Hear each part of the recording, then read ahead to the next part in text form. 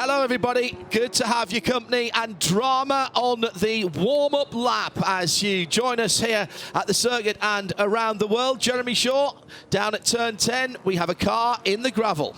Yeah, it's car number 25, I think. One of the two BMWs has apparently lost it and gone off into the gravel. We talked about how tricky it is here in terms of grip and building temperature and pressure into these Michelin tyres, but that car looks like it's embedded in a gravel truck. I'm not 100% sure where it is. I think it might be the carousel, actually. It's turn 10, Jeremy. Yeah, okay, it is the carousel. Yeah, okay, right, cool. Yikes, not good. And it looks like it's buried axle deep in the gravel, so that's a very, very disappointing start once again. Gosh, I mean, that's Connor De Filippi. It was the other car that had the problem on the very first corner at Watkins Glen. We're at Road America, Elkhart Lake, Wisconsin. It's a 4-mile, 14-corner circuit that was carved out of this beautiful green and pleasant countryside in the mid-1950s to take motor racing off the public roads after a couple of nasty accidents. It's changed virtually not at all in those almost 70 intervening years, except for the fact it was repaved last October and November. Huge undertaking. Incident areas at turn 1, down the hill to turn 5. And of course coming back round up that long run to the start finish line. Well, hello everybody, John Hindhaugh, Jeremy Shaw, Shea Adam for the IMSA SportsCar Weekend. And what drama we've had this morning already with the pole sitting car going off in morning warm-up and requiring a complete rear end build-up. Sterling work by the Whelen Engineering Cadillac team to get that car back onto its grid spot. And then on the formation lap, the BMW number 25 of Connor De Filippi sliding off at the entrance to the carousel and beached in the gravel, which may just mean that we delay the start of this race. Should say, by the way, the Whelen Engineering the Cadillac team did get that car back to its grid position, and the team crediting the hard work and speedy work of the AMR safety team and the IMSA recovery team to get that car on the flatbed and back into the paddock area, because there was so little time, and quite simply they said if they had not done their job so well and so efficiently, we would not be back on the grid. The car was held in the pit lane to allow all of the other 9 GTPs to go through. It'll be 8 now, of course, with Connor De Filippi now just getting back to speed. So we are expecting to see that number 31 red and dark grey Whelen Engineering Cadillac with Pipo Derani, the very fast Brazilian driver, sitting in behind the Proton competition number 59, Jimmy Bruni, and that is the debut of that car in the WeatherTech Championship for the Porsche 963, and that is exactly where he is sitting as we come around the far side of the circuit. So just got confirmation from race control. Thank you very much indeed to the guys there, particularly Paul Walter. The reason the car doesn't have to start from the pit lane and serve a drive-through is because it was ready to take the formation laps. I thought it was the recon laps they had to make, but it's as long as they're there for the formation laps, it's okay. But it's starting at the back of the GTP field. Yes, but does not lose its championship points. It's what I've been told. Okay, so they are still, at the moment, as it stands, they are leading the championship by dint of capturing that pole position yesterday. They were already 10 points ahead, yes, and they extended their lead with that pole position. Well, we are not going to be going green that time around, which is probably just as well, so we've got the explanation in. Our Porsche keys to the race: stay on track. That's not been as easy as you might think with professional and experienced racing drivers this weekend. It's been a bit of a one-groove track after very heavy rain on Thursday. Really washed out any of the rubber that had been laid down there over the months that this new surface has been put down. This track is evolving very quickly indeed. And with multiple classes in all 5 of the IMSA WeatherTech SportsCar Championship classes are here this weekend, that groove is opening up every single 4-mile lap that we complete. No penalties. It's a long pit lane here, and it's very fast down the front straight. 45-second transit time. You won't lose a lap here because of the length of the circuit, but what you will do is lose a lot of real estate to your competitors. The teams have been, well, some of the teams, most of the teams, if not all of the teams, have been scratching their heads a little bit in terms of how they are going to run this race strategically. Is it a fuel limited race? Is it a tyre limited race? Basically, if you went down 45 cars, you'd probably get 22 and a half on each side of that. We will have to see how that plays out. And yellow flags at opportune or indeed inopportune moments may well play into that. So keeping an open mind for the strategy up and down pit lane today. And finally, on our Porsche keys to the race, traffic. 45 cars. Yes, it's 4 miles around, but all 5 classes are working to their own strategies, to their own championships as we head into the clutch part of the season, and therefore you have to be patient, you have to be mindful that other people that you're coming up on, if you're in the faster classes, are having their own battles. We'll be looking to award our BDO Nose Strategy Award for the team whose reading of the race and strategic nous gives them the best finish. Might not be the winner, could be someone who maximises their opportunity. And we'll be looking for one winner out of the 5 classes this afternoon when the race checkered flag comes out. And we'll have a quick chat about the race. The checkered flag ends the race, but starts our conversation with our Michelin post-race tech to come. Hashtag Michelin PRT at IMSA Radio. Well, drama upon drama upon drama all this week already. Fantastic job by the Whelen Engineering Cadillac team to get Pipo Derani's car onto the grid.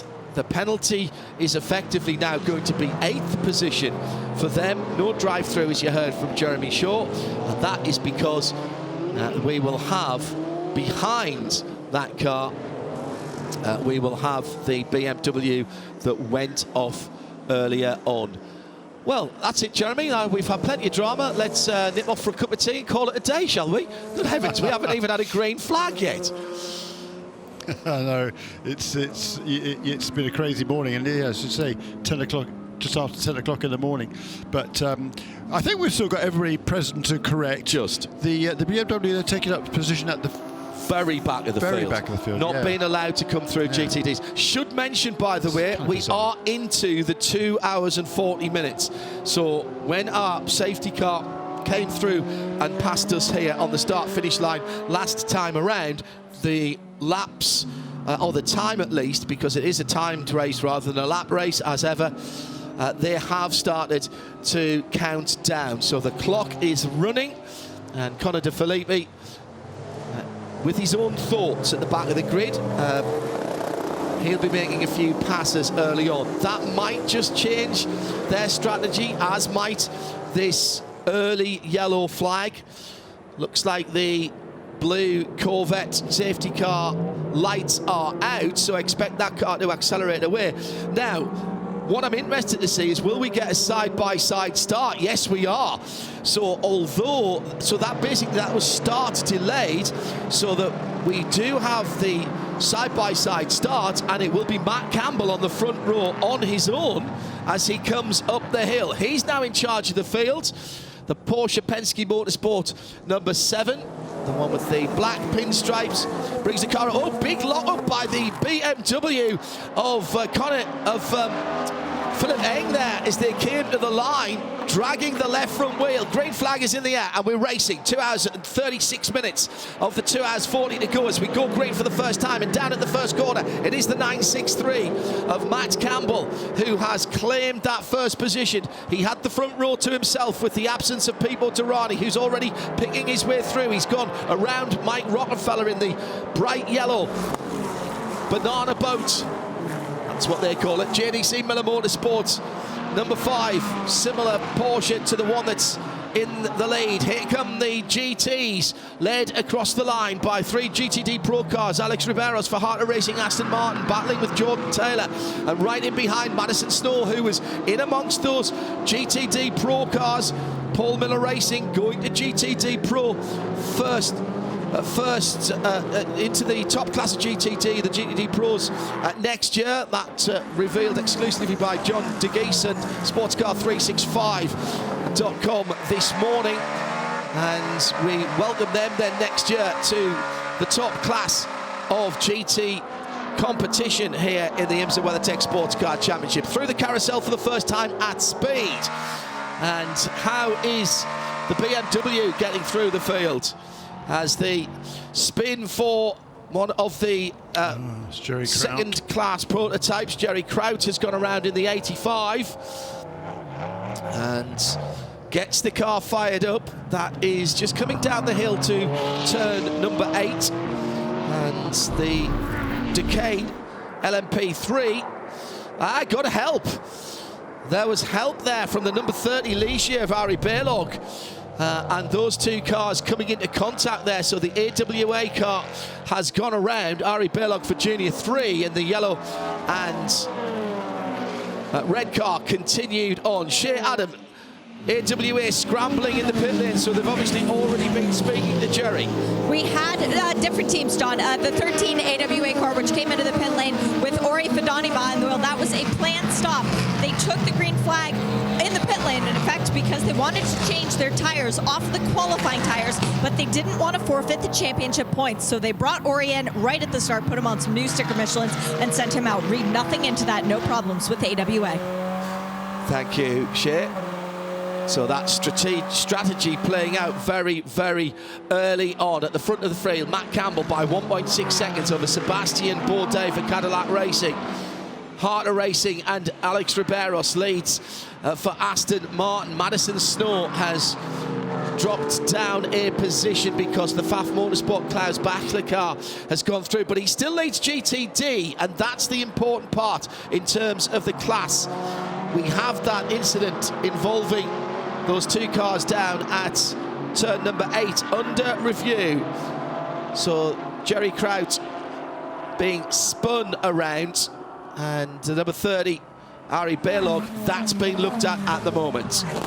And Jerry Kraut brings that number 85 car into the pit lane. Damage to that left rear corner on that car. The bodywork, the cheese wedge part of it, ironic for Wisconsin, was torn off that car. So they're changing that. The number 25 BMW has finally got past all the GTD cars and GTD Pros, but is already 20 seconds behind the rest of the LMP3 cars. So Colin De Filippi still got a lot of work to do to catch up to the field. Massive international audience as ever, literally spanning the globe. Hello to Jesse Young, who's in New South Wales, tuned in for all things IMSA. Alan Prosser in the UK, in Wales, or just outside, sorry, over in the Cotswolds, aren't you, Alan? Excuse me. Tuned in. Says looks quite full. It's absolutely packed here, and another BMW problem just coming out of the kink. Now that, I think, is the same car that's gone round again, coming through the GT field, and that was always going to be the problem, wasn't it, for Conor De Filippi as he fought his way through? He was clear of the GT field, all of them. I'm sure he passed the last one coming out of turn 3, going onto the back straight. So on the run to turn 5. So I'm pretty sure he was on his own. Oh dear, it is not. Well, talking to the teams, I mentioned this in Michelin Countdown to Green, and I didn't pay it off actually. Talking to the teams and the manufacturers, different GTP teams are reporting slightly different things, but all saying that is multiple laps, even on full tanks, before they get their tyres up to temperature and pressure. For some of the teams, as many as 8 laps. 8 laps. That's 32 miles before they are getting full performance from their tyres, and that's at racing speed, not behind the safety car. So those couple of slow laps will not have helped them. We are in our second full course yellow. This is a short yellow, Jeremy, which means that we won't get the pits opened. Yikes. Way too much drama for the beginning of the race. And do we have a, here we go, replay of, whoa, yikes. Oh, it's just an understeer down at the kink. Talking to the drivers right through this weekend. The kink's always been challenging here. It's even more so. He was indeed in front of all the GTD runners. And the problem is, if you've got any lateral load as you transition from the new surface onto the curbs, you've got no grip whatsoever. And that was really just throwing the car at the scenery there. A very unusual mistake. 2 mistakes early on by Conor De Filippi, who's been talked to by the safety team. Again, John, a factor of exactly what you were talking about. It takes several laps to get the heat, the optimal pressures and temperatures into these Michelin tyres, and up until that point, there's just not a lot of grip. And you know, it's a fantastically fast corner, that one, and so it's treacherous at the best of times. So particularly when the tyres aren't fully. Temperature is one thing, pressure is another. And Jeremy, you make a good point there. They go hand in hand. That is an extremely quick corner. And what I saw there as the car was skipping sideways to the left is the car grounding out. And so if you haven't got the complete full racing pressures, effectively that changes your ride height, doesn't it, Jeremy? And we've seen how close these GTP cars have been running to the ground with dust and sparks coming off the bottom of them, and committing to the kink there and maybe getting pushed offline by a little bump or two. That again could be a direct influence from not having enough pressure in the tyres and heat to allow you to go full speed through some of these extremely high speed and high commitment corners. Yeah, exactly right.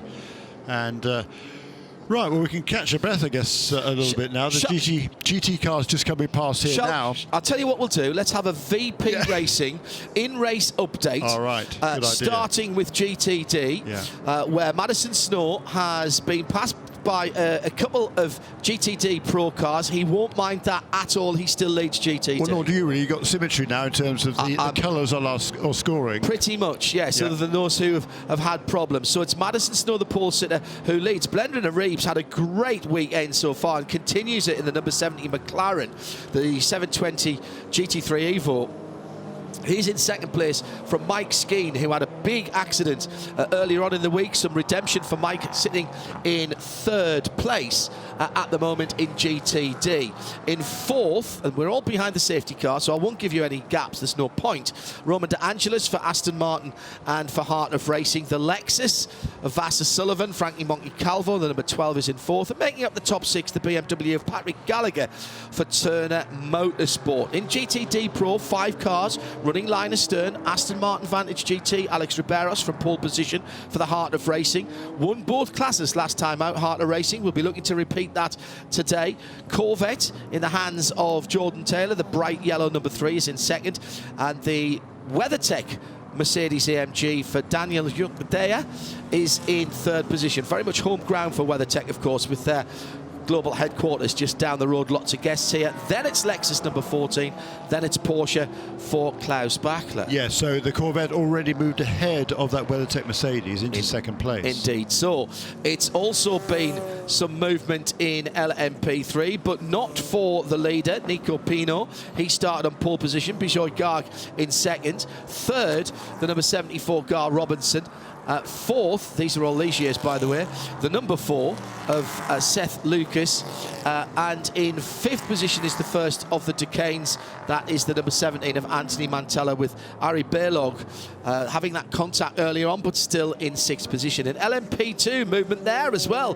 Ben Keating in the Wins car. The Oregon number 52 has fought his way through. Not a happy qualifying session for Ben.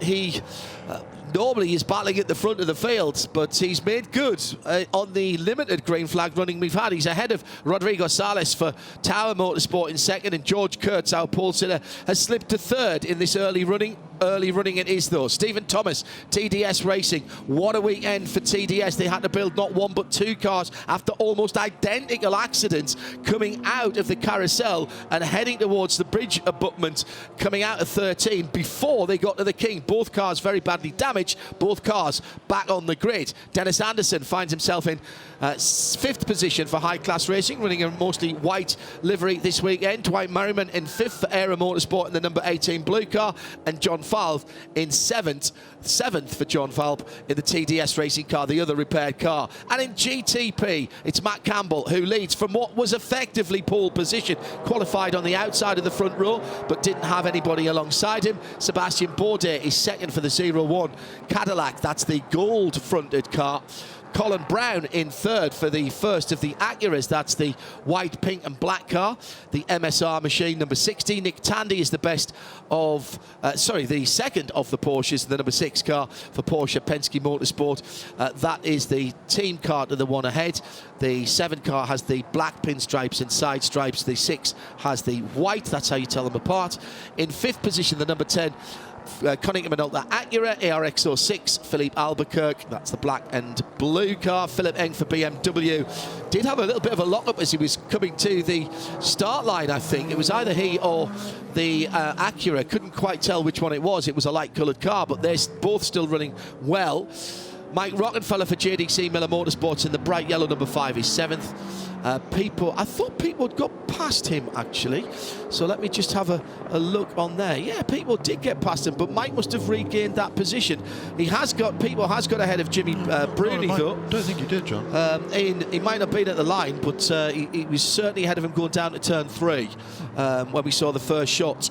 And Jimmy Bruni in the 59 Porsche in 9th position. Problems and big problems for the BMW M Hybrid of Conor De Filippi, off on the formation lap, dropped to the back of the grid, fought his way well through the GTD field and then went off at the King, has hit the wall, that car being recovered at the moment. Also with issues, Jerry Kraut back out of the pit lane in the number 85 Duquesne. That car with damage after an incident with Ari Bailog, and at the back of the field as well, but not with a problem, with a strategic move. They didn't want to lose their points from qualifying, but they did want to get off their qualifying tyres. It is a rule that you must start the race on the tyres on which you qualify, otherwise you take a penalty. Ori Fadani in the AWA Duquesne number 13, now then at the back of the field as well. But they have slapped on a new set of Michelin tyres, of course, which will push them, I dare say there was a splash of fuel involved there as well, push them a couple of laps or so further into the race, and also give them a grip and therefore performance advantage in this early running. Delighted to say that we have a guest in the studio whilst we are still under yellow flag situations, and it's a man who should need no introduction to our audience on TV or on radio, because it's the man at the head of United Autosports, at least one of them, Richard Dean. Welcome back, I should say, to the IMSA WeatherTech SportsCar Championship and to Road America. How you doing? We're doing very well. Yeah, nice to join you. And we'll be seeing a lot more of you next year. Yeah, probably every weekend. So we're going to come with 2 cars and join full season. Like you say, we're dropped in the odd race in IMSA before, but never a full season, so we're excited. Yeah, we're going to come with 2 LMP2 cars. For the full season? Full season.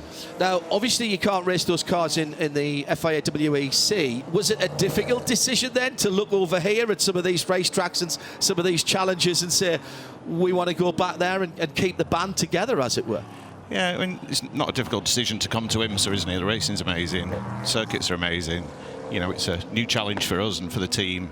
Anything new is exciting. It's really motivated all the team that back at base that were doing the World Endurance Championship when we talked about IMSA. It's really energised everybody, and you know, you come to these races and how can you not love it? How can you not love this place? A lot of travelling though. It is a lot of travelling, but you look at the grid up and down here, and in particular we've got a lot of drivers who have been driving for United Autosports currently and previously that are here in the race and commuted backwards and forwards, and you guys as well. It's not unusual, is it, to be hopping on a plane coming backwards and forwards? Does it make logistical sense, though, to have some kind of satellite operation over here to run that, Richard? Yeah, absolutely. We're opening a base here. We've got a little base in Florida at the moment, but it's not enough. It's not big enough, substantial enough to run a full season operation. We've had a race trailer out here for a while since we ran Daytona, when we had Fernando Alonso and Lando Norris in our car back in 2018. But to run a full base, to run a full season, we need a bigger base, and that's what we're working on at the moment. We've been travelling around over the last few weeks, looking at bases in the obvious places, Indianapolis and Charlotte, of the motorsport sort of hubs over here. So we'll have that open by the end of the month. I presume by the end of the month. That's just the way you guys work in Yorkshire. Let's just get it done. Yeah. Let's just get it done. I presume you were here on Friday, particularly to be here on Friday for the announcement of the calendar. What do you reckon to the calendar for next year? Yeah, great. I mean, I don't think there's a huge amount of surprises. Obviously, a lot of for LMP2, a lot of the venues stayed the same. I think they just switched Laguna Seca for Mosport, and I think it's great that it's going in the direction of more endurance races. You know, personally, I love the endurance races, so to add an extra 6-hour race there, it's what we all we're brought up on, the endurance races, and the more the merrier for me. And you get to be the main show, the top class at Canadian Tire Motorsport Park. Now, I've seen some criticism on the socials about that, but I reckon we're going to have probably 10, 12, possibly even more top class LMP2 cars. You guys are going to put on a show? Well, I mean, I hope we're going to put on a show, yeah. I mean, we're not coming here to just make up the numbers, and like you say, numbers are going to be big. I think one of the biggest problems that IMSA are going to have is deciding how the grid's formed, because I think it's going to be oversubscribed. It's a popularity of racing in IMSA. I mean, driving in today and the crowds, but also the entries. It's everything seems to be sold out. The way LMP2 now is, and you've got plenty of experience as a team with LMP2, going back to the start of its current iteration. As it is now, there's actually not that much you can do to the car. So it's actually quite pure racing in racing terms. The strategy's got to be right. The drivers have got to be mistake-free. That is, in some ways, an even bigger challenge for you guys. You're right, it's difficult to make a difference as a team because everybody's got access to the same kit and equipment. It's not like what we're watching here today in the GTP category with all the different manufacturers and the different solutions that they've come up with to get onto the grid. But everybody's got access to Orica and the Gibson engine and the same tyres, so it's harder to make a difference, which comes back to the drivers and pure racing. So yeah, I mean, that's why the categories have been so popular, in my opinion. And you are going to definitely have one Ligier on the grid next year as well. Stay with us, Richard. Great to have you in the IMSA Global Broadcast Centre. We've gone back great, and a great jump by Matt Campbell as he has headed off down towards turn one. Behind him, Sebastian Bourdais for Cadillac Racing, and then it's side-by-side action. Nick Tandy and Colin Brown disputing third position. Colin Brown holds on to it. Nick Tandy dutifully drops back in. Left, right, weaving through the bright yellow number 5 of Mike Rockenfeller, right in behind Philip Eng. Pipo Derani in there as well, battling at the tail end of the field as they come through. Also the number 10 car in that is Philippe Albuquerque, who's dropped a couple of positions on the restart. Down towards turn 5, and Eng moving over on Mike Rockenfeller. Rocky is getting his elbows out, and there was a little contact there, a bit of hip and shoulder.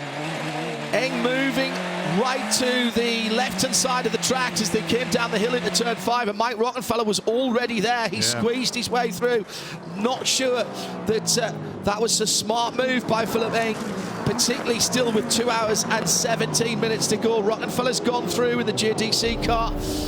It was the run off turn 3 that started this. Rocky's across there, and there's a couple of moves whilst the bright yellow, didn't see it, can he? I mean, let's be honest, it is bright enough at that part of the circuit. They've both lost out a little bit. The number 10's gone through, Philippe Albuquerque, and I think Pipo Derani went through as well as they went up under the Corvette bridge to turn number 6. Bit early for that kind of thing. Richard Dean with us in there. You'd have been talking to your driver about that, remind them how much time there is left in the race. Yeah, it was a bit late, wasn't it? It was a bit of a late move. He was already committed, so he was struggling to get out of it. But yeah, you're right. I mean, there's too many incidents already.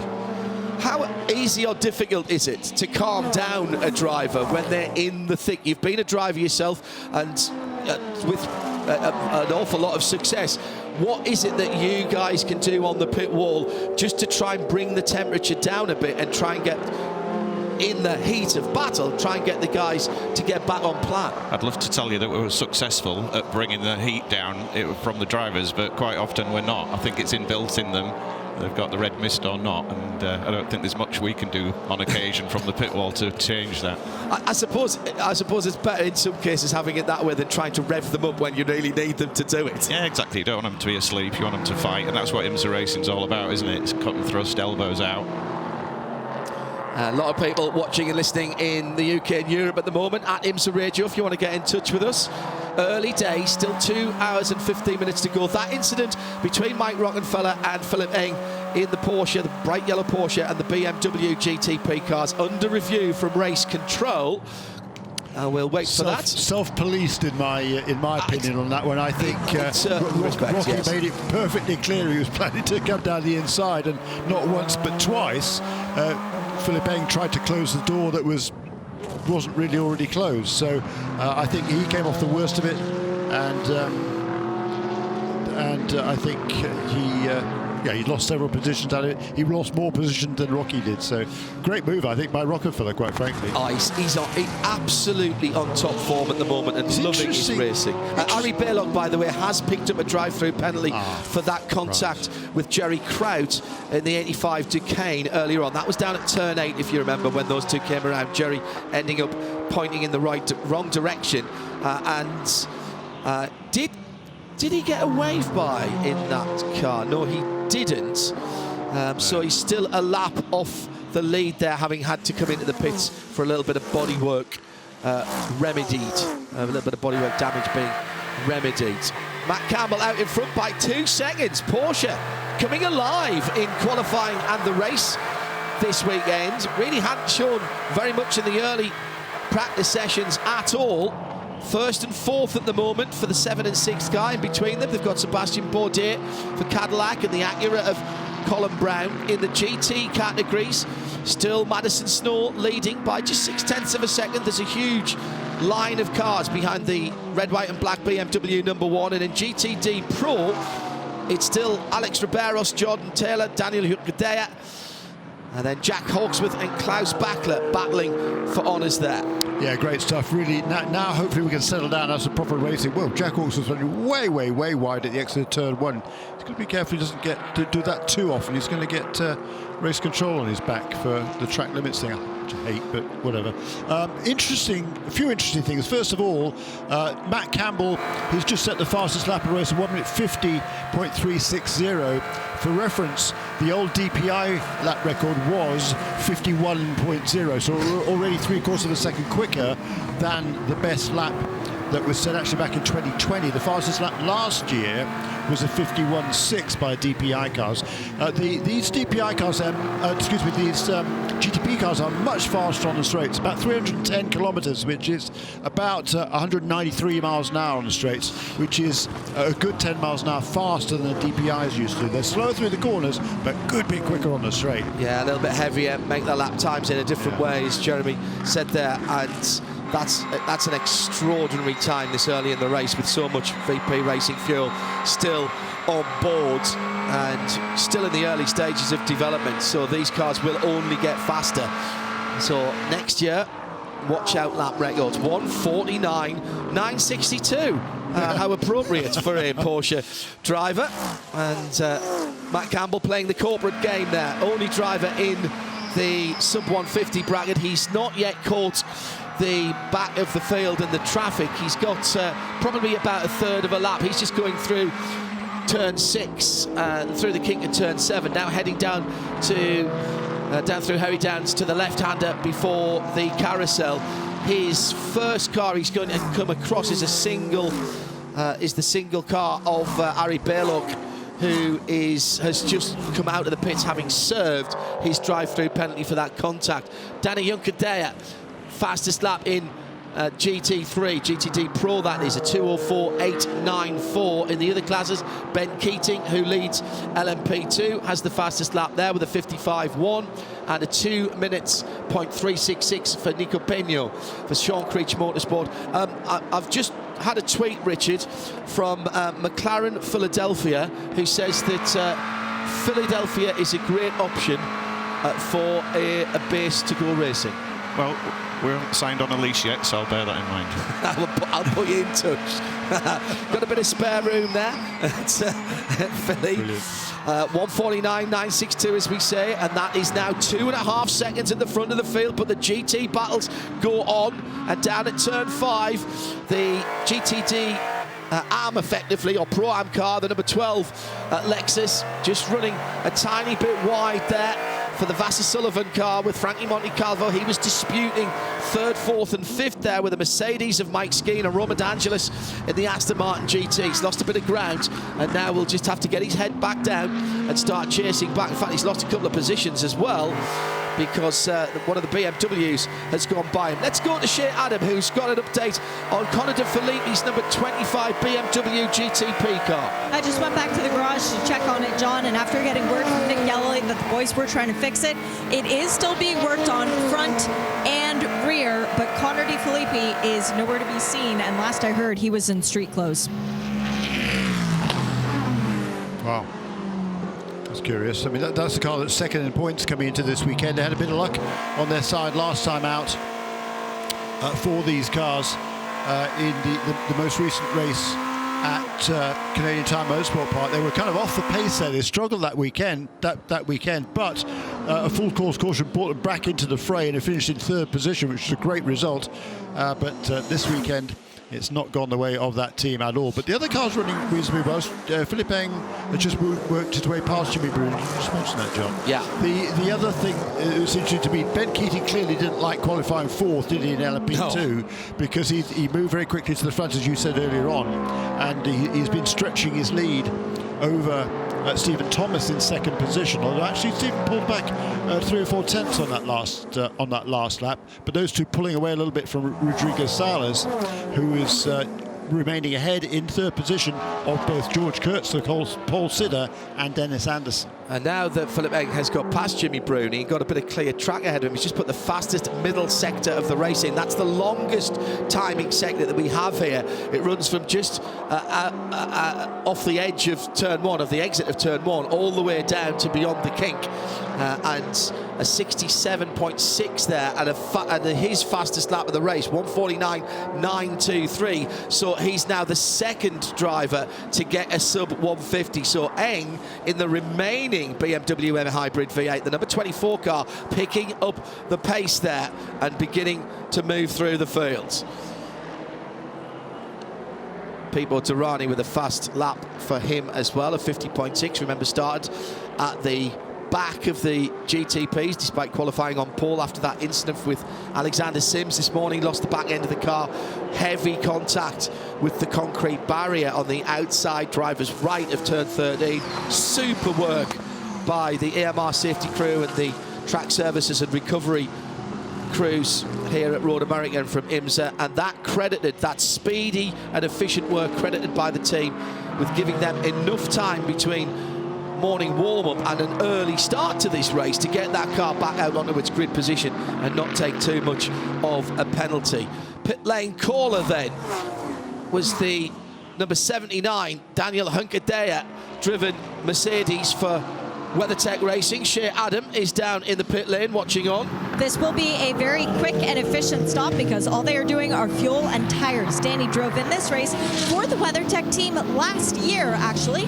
They are coming in early. It looks like they want to get off those qualifying tires and maybe get Danny into a bit of free air, but also might they be back timing to the end of the race? 2 stops from here. I would not put it past them. It's a very clean stop. Danny hits his marks, and these are slightly scrubbed Michelin's going on, but they still have full life in them.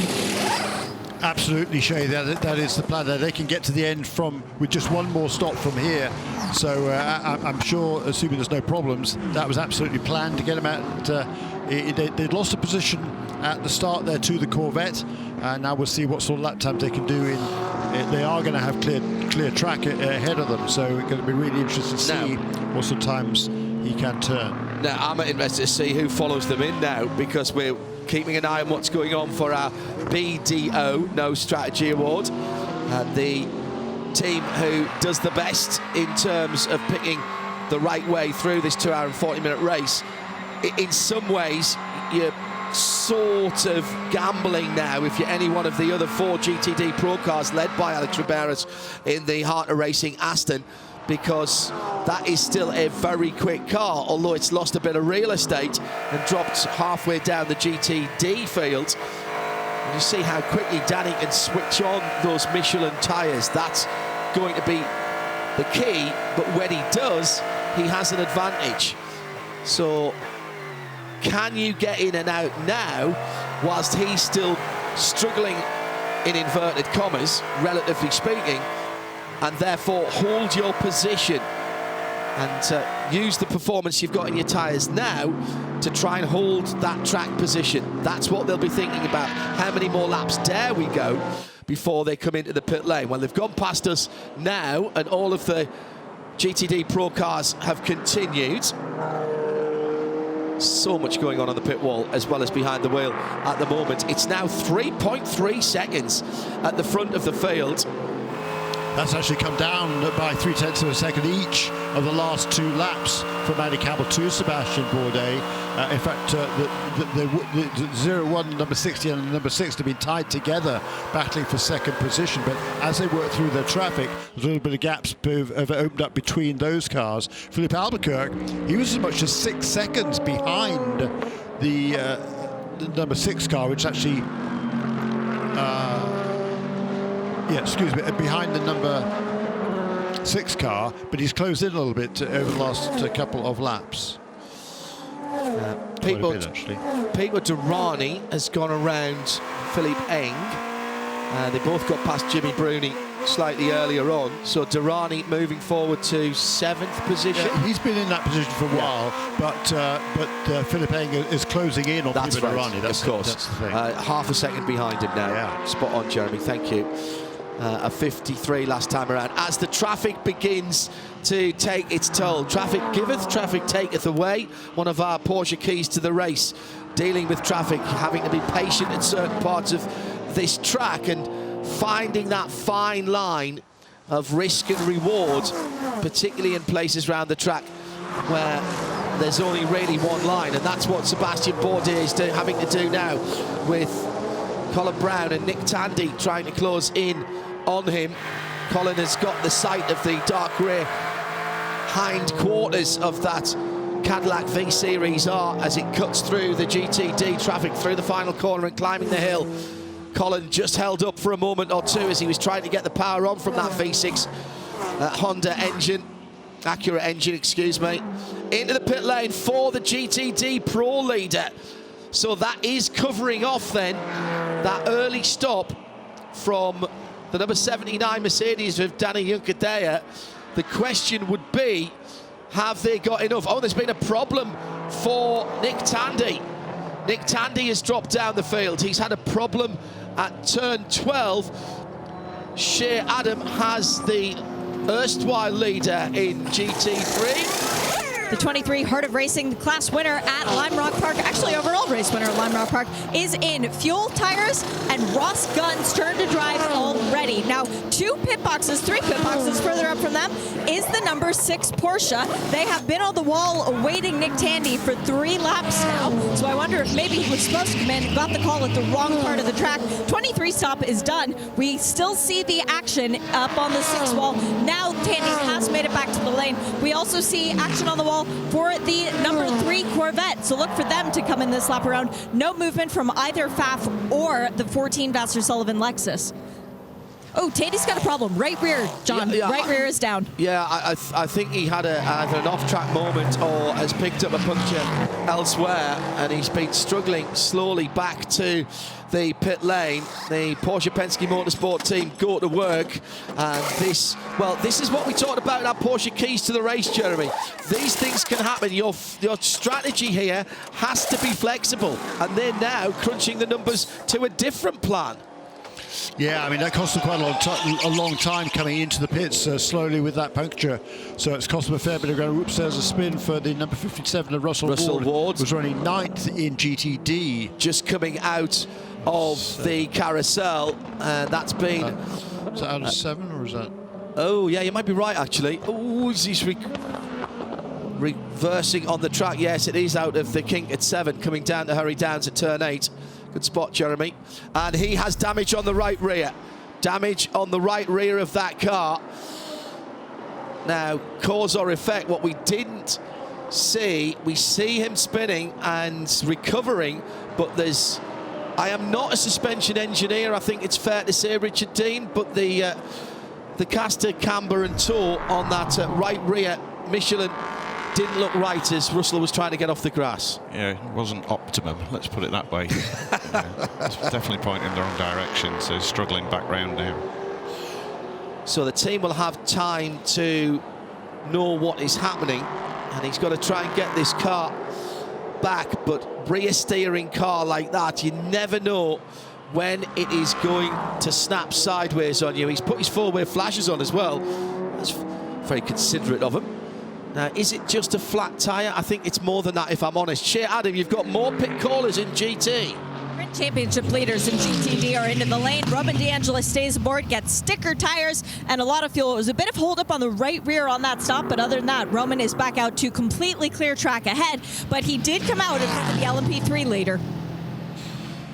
Just getting some news from around the circuits. You are our eyes and ears, of course. Wade Hayes Racing. Thank you, Wade. Nice to have your inputs on at IMSA Radio. The Nick Tandy car was struggling as far back as turn 5 on that last lap. So if that tyre was going round, he's done half a lap with an issue. And as Jeremy said, that's cost him an awful lot of time. Dropped way down into the GT, actually just in front of the GTD Pro. So in the middle of the LMP3s at the moment. What can you do, Richard, when something like that happens? Clearly that's not as planned. You get a puncture or some kind of problem. Do you have scenarios mapped out where you say, right, if we are going to come in on lap 17, this is what happens after that?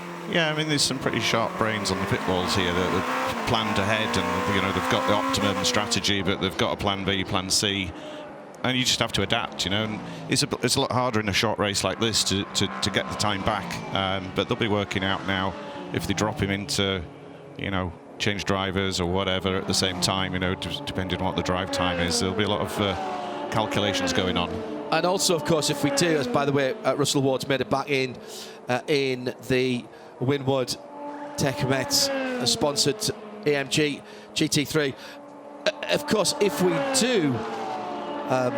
we do get a yellow flag and a reset of the field, of course, he does get put back to the back of the GTPs, because we split the fields here again. That's something that you guys are going to get used to. That's not how it works in the WEC. No, and you know, it's one of the attractions here that, you know, it depends which side of the rule you're on. If you're leading and, you know, suddenly everybody else gets a wave by and to back of the queue and you built up a big lead, you don't like it. But what I like about this is you've always got an opportunity. There's always a chance. You never give up. You're always pushing hard because you just don't know what's going to come, and there's a chance to get back in the race in IMSA.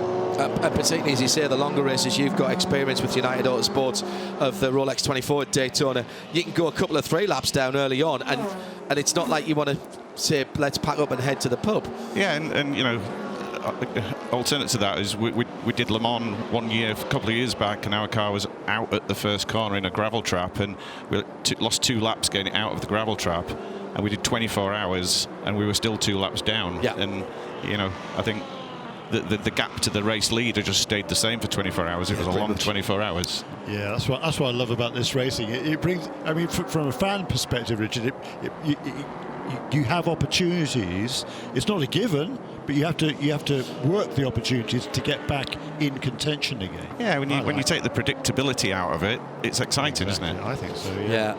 You've still got to work the strategy and be aware of what you're doing, and remember that, oh, right, if we don't come in with everybody else here, we'll get the wave by, and that'll get us one of our laps back. And so you've still got to have your head screwed on as far as things are going. Just under 2 hours to go. Richard Dean from United Autosport has joined us in the IMSA Global Broadcast Centre here on the front straight at Road America, America's National Park of Speed. And here's our VP Racing in race update, with Porsche leading the 963, the number 7 from Porsche Penske Motorsport. Matt Campbell with a 7-second lead on Sebastian Bourdais for Cadillac Racing. The 01 gold-fronted car is in second. In third, Colin Brown for Meyershank Racing Acura. The number 60 car's another 2 seconds further back. And Philippe Albuquerque is in fourth in the number 10, the black and blue Konica Minolta Acura. That's another 7 seconds away from the similar car of Colin Brown ahead of him. Mike Rockenfeller making his way through the field in still a relatively unknown car to JDC Miller Motorsports. Porsche 963, just a couple of races in to its IMSA career with that team. He's ahead of Philip Eng, the bright yellow Porsche, then ahead of the multicoloured BMW number 24. Then it's the Pipo Derani, what was the pole-sitting car, remember, the red-fronted Cadillac with that grey hindquarter, as they all have. The Whelen Engineering car is in 7th position ahead of Jimmy Bruni in the number 59, brand new to the series, Proton Competition 963. That's the car that was at Monza, made its debut in the FIA World Endurance Championship, so that team have had to change the series scrutineering and technical loom before they could race here. Not the work of a moment, but they've done well. And that car, basically Harry Tinkle telling us early through the weekend, look, this is Monza 2.0. It's almost an extended rollout for that car. Problem is, nobody tells Harry and Jimmy that, do they, really? Well, yeah, no, Harry told me exactly the same. I saw him this morning, and he's so excited to be back in the IMSA paddock. I tell you, he was beaming. He's greeted me warmly, which is really cool, because I haven't seen him for a while, obviously. He said last year he couldn't bear to watch these races because he knew he wasn't going to be racing here. This year, however, he's been glued to the TV and listening to the commentaries on all the races, just trying to gain as much information as he can to be ready for here. So, you know, as you said, just a test session for that team, but hey, don't count us out, is what he said. Seeing some pit stops in LMP2 and LMP3, that suggests to me, Adam, that minimum drive time has been met. Just over 45 minutes of the race having taken place, and all the cars staying out on the track for the entirety of the time means that all these ones coming to visit me are perfectly on time. The 93 Acura is the one that rumbles by me. That means that it's time for Ashton Harrison to get out of the Acura and for Super Mario Farmaker to take over. Brendan O'Reilly with a great opening stint in the McLaren, for instance, now fires the car back into life, but instead of Brendan, it's Frederick Shandor. Fuel and tires for them. Fuel and tires for Anthony Mantella, getting out and handing over to Wayne Boyd, a guy who Richard will be quite familiar with. We've had Misha Goikberg out of the Lamborghini, and now that is Laura Spinelli driving the car for the first time since Friday. It is Catherine Legg aboard the Gradient Racing Active there as well, and the Volt Racing Porsche into the pit lane. Trent Hinman has already jumped aboard that car. He has taken over the 77 Porsche. We've got Alec Udell into the 92 for Kelly Moss with Riley Porsche, and Rexy's in the pit lane, but now Rexy, instead of being driven by PJ Hyatt, has been taken over by Sebastian Brio. That was the sound of an LMP2 car. That was the number 35. John Falb started it. Guido Vendegarde is into the end. Adam reporting from the pit lane live here at Road America, as we have just over an hour and 50 minutes to go. Richard Dean from United Autosport with it. It's taken 47 minutes for this to come in on at IMSA Radio. Ash Davis asks you, Richard, any plans for United Autosport to join Hypercar or GTP? Well, I've got plans, but you know, it's been pretty difficult to get everybody onto the same enthusiasm that I've got. We really want to be part of GTP and Hypercar. There's not too many opportunities. It's hard to really push the door open at the moment. But we've been close, and we're in conversation with a couple of manufacturers. And you know, I'm still optimistic. I think it'll happen. So your plans, yes, you've just got to get a manufacturer to align with your plans. Is that what you're saying? Exactly. Yeah, exactly. They're just not playing at the moment. But yeah, I think we're in a good position, and we're pushing hard for it. The credentials are all there as leader of GTD comes in. And Madison Snow is out, and that's Brian Sellers getting into that car. They're going to be in GTD Pro next year. That news coming out via SportsCar 365 this morning. You're in a good position. Everybody knows what you can do. You've been battling against and beating some of the teams who have graduated to GTP. So in terms of the PowerPoint presentation on the deck, Richard, you've got everything that you need, including the facilities up in Yorkshire. Well, we think so. It's we moved into a new facility 3 years ago, 62,000 square foot, and with everything in mind to do a manufacturer program. But a lot of this in sport and in motorsport in particular is about timing. We've just got to be in the right place at the right time, and opportunity will come if we just keep doing our job, keep winning races. It'll happen. It was part of the decision to come to IMSA and stay racing prototypes at the LMP2 level. Was that part of that process? Because presumably you could have taken on a GT3 or a different program back in Europe, and in the if you wanted to stay in the FIA WEC, you would have had to take on a GT3 program. Yeah, very much so, and partially as well that we feel that our competitors like Jota and WRT have stepped up to a manufacturer program, so they've shown that they can do it. So our World Endurance Championship team, we wanted to keep very much together. We didn't want to scale down and disband it because we're a short step away from being manufacturer ready. So into the pit lane, more of the P2s, including the leader, Ben Keating, pits the wins car. Now, let's see if he does get out, because he doesn't always just do his own 60 minutes minimum time. Right, OK. Shea Adams just speaking to me in my ear. Shea, go ahead. I misspoke earlier. Gita Vandegarde not aboard the 35 yet because minimum drive time is 1 hour, 60 minutes in the LMP2 class, so it is still John Falb. The 11, Stephen Thomas just came in, left front nose damage. So all these cars that are coming in now in the LMP2 class, by and large, are doing fuel only, maybe a slight tire pressure adjustment. The 11 is doing new tires, though, because of that damaged nose. We've got our remaining 2 GTD Pro cars into the lane. The number 3 Corvette is now Antonio Garcia. They did a driver change. The number 12, I think it is, the GTD car. Frankie Montecalvo has jumped out. Aaron Thiel, its hometown hero, has clambered aboard, and that will be that pairing for the rest of the race. We've had fuel for the number 8 Tower Motorsport car as well. 2 cars just got very close to me sitting on the pit wall. It was Frederick Shandorf and Roman DeAngelis coming all the way over to driver's right up the front straight. And a bit of consternation going down to Turner Motorsports as all 3 of the GTD BMWs were into the lane. It was Brian Sellers who took out Paul Miller, but it was Bobby Foley and Bill Oberlin who took over the numbers 96 and 97 respectively. So we've got one of those mind things where 2 former co-drivers for a very long time are now out on track at the exact same time. As finally into the pit lane, Ori Fidani in that number 13. Great opening stint for the AWA driver. He's handed over to another one of the drivers that we know very well, Matt Bell.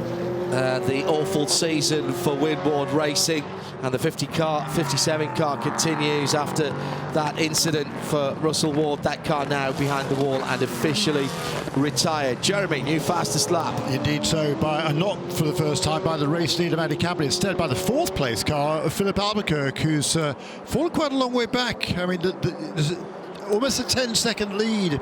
Has just come across the line again as Mandy Campbell to complete that 23. 9.3 the gap this time between first and second. So it came down just a little bit on that last lap to Sebastian Bourdais in second position.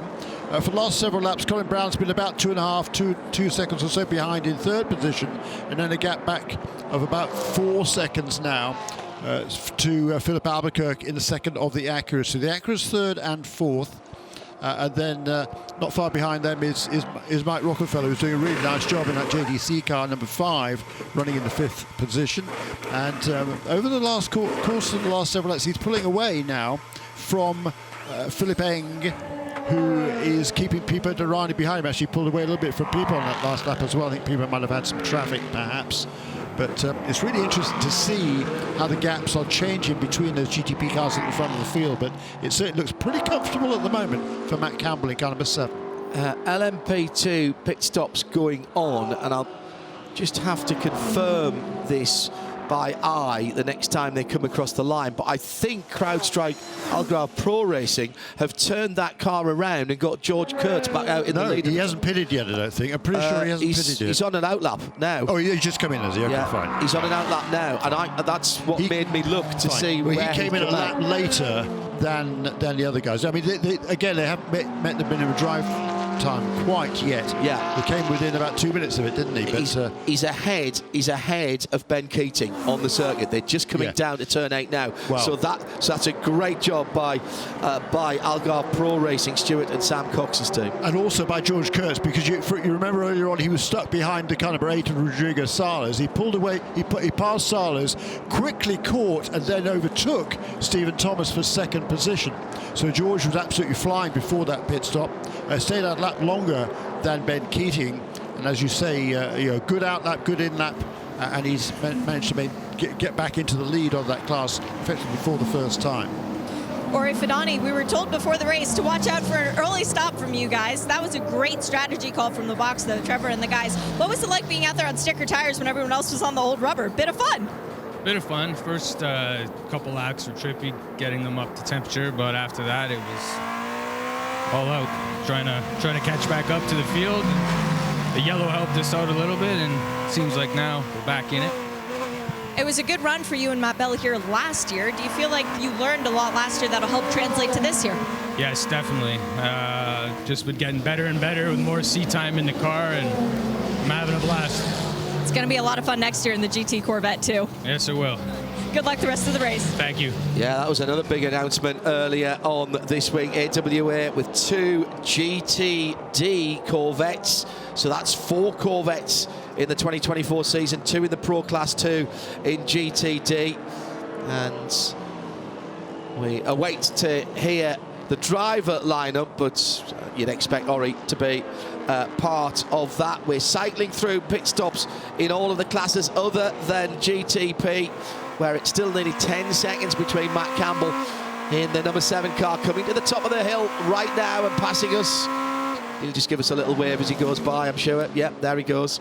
Across the line down into turn 1 in the traffic again as he goes past one of the 2 Acura NSXs this weekend, because Mario Farnbach is behind the wheel of the Racer's Edge car, sitting in behind Catherine Legg in the number 66 Gradient car. A new best lap of the race for Maddie Campbell. Not the fastest lap, because that was set by Philip Albuquerque a couple of laps ago, but a 49.8 there for Maddie Campbell.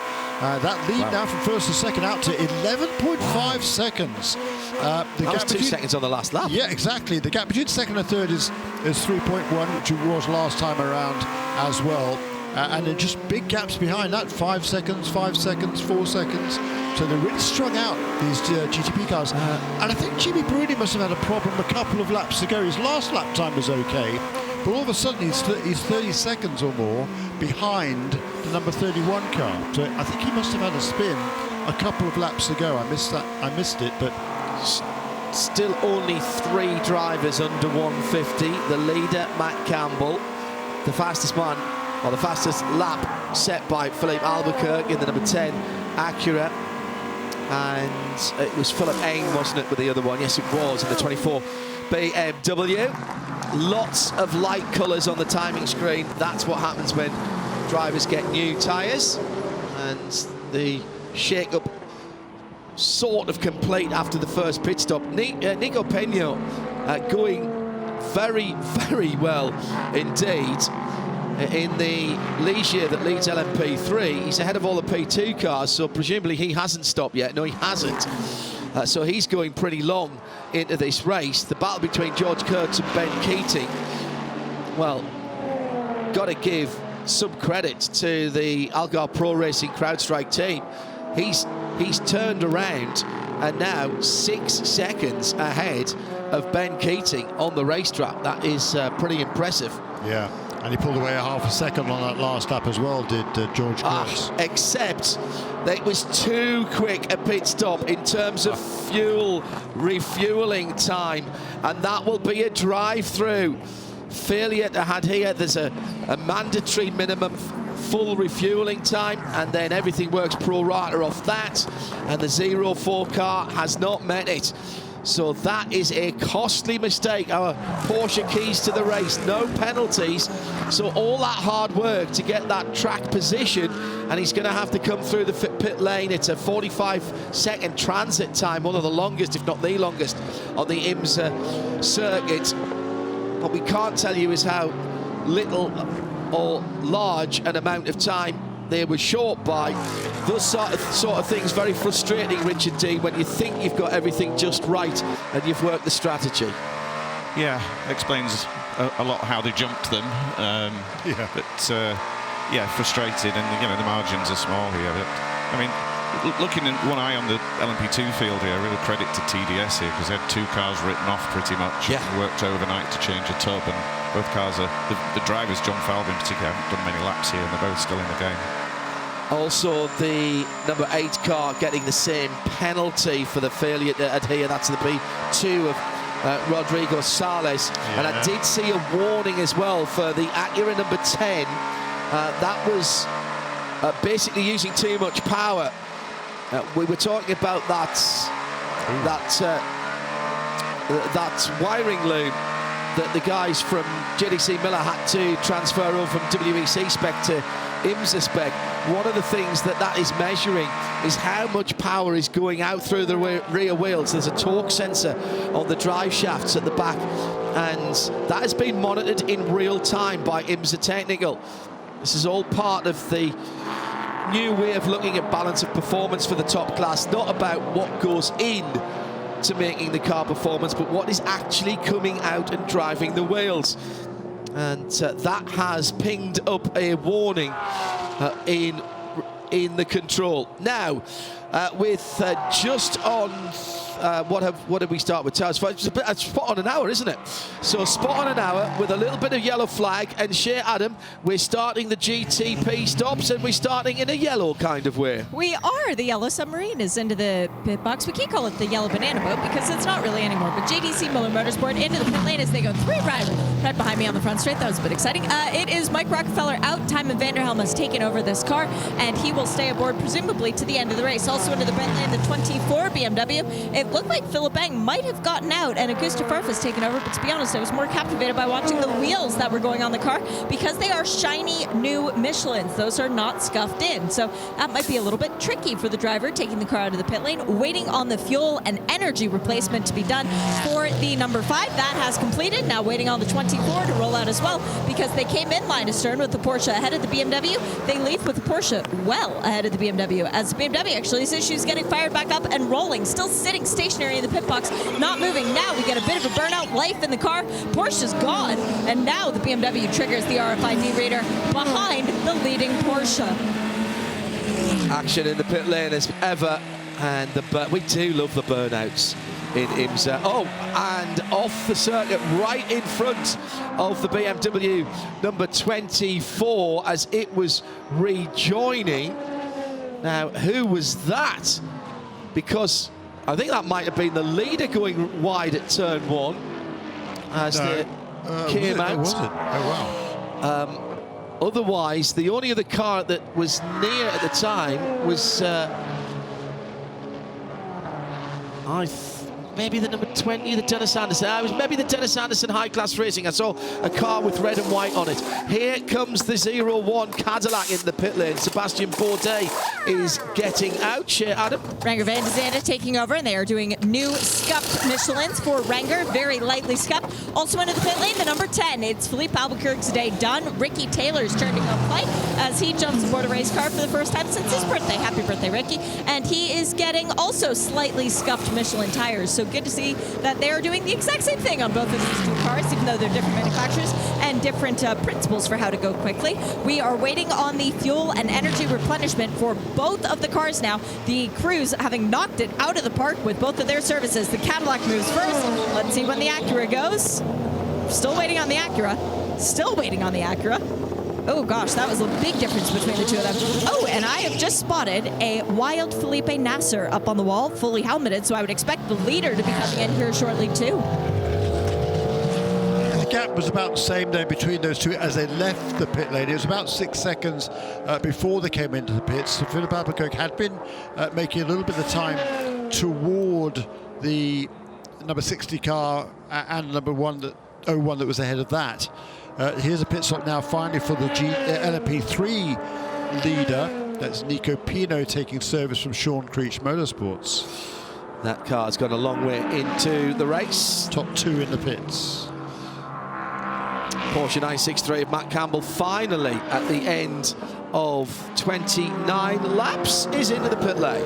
And he's going to be sad that his stint is done because he loves driving around this place. 2 times winner, 1 time second place for Matt Campbell as far as his resume goes for Road America, as he hands over to a 1-time winner and pole sitter, Felipe Nasser. This is the one Porsche that hasn't had all the accolades so far this year, only the 1 podium, but the sister car got the win. The 7 wants to set that right. They are now just waiting on the fuel, and Energy is also into the pit lane, a couple boxes behind him. The number 60, Meyer Shank Racing Acura, 2 wins for them so far this year. It is Colin Brown out, and Tom Blomqvist has taken over. No, he is not racing in Nashville today. To all those people who believed it, he is racing here at Road America, trying to do better than he did last year, which was a 4th place finish. The Porsche rumbles back down the pit lane, and now they're just waiting on the Energy for the Acura.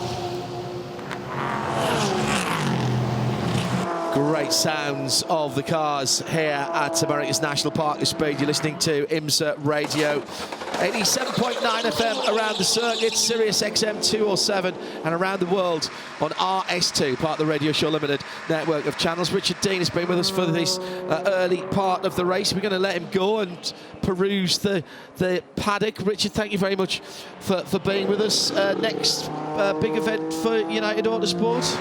Well, we're actually doing a historic. I'm staying in the States, so we go to a historic race, Monterey Historics at Laguna Seca. So we're running a few cars for my friend and business partner, Zach Brown.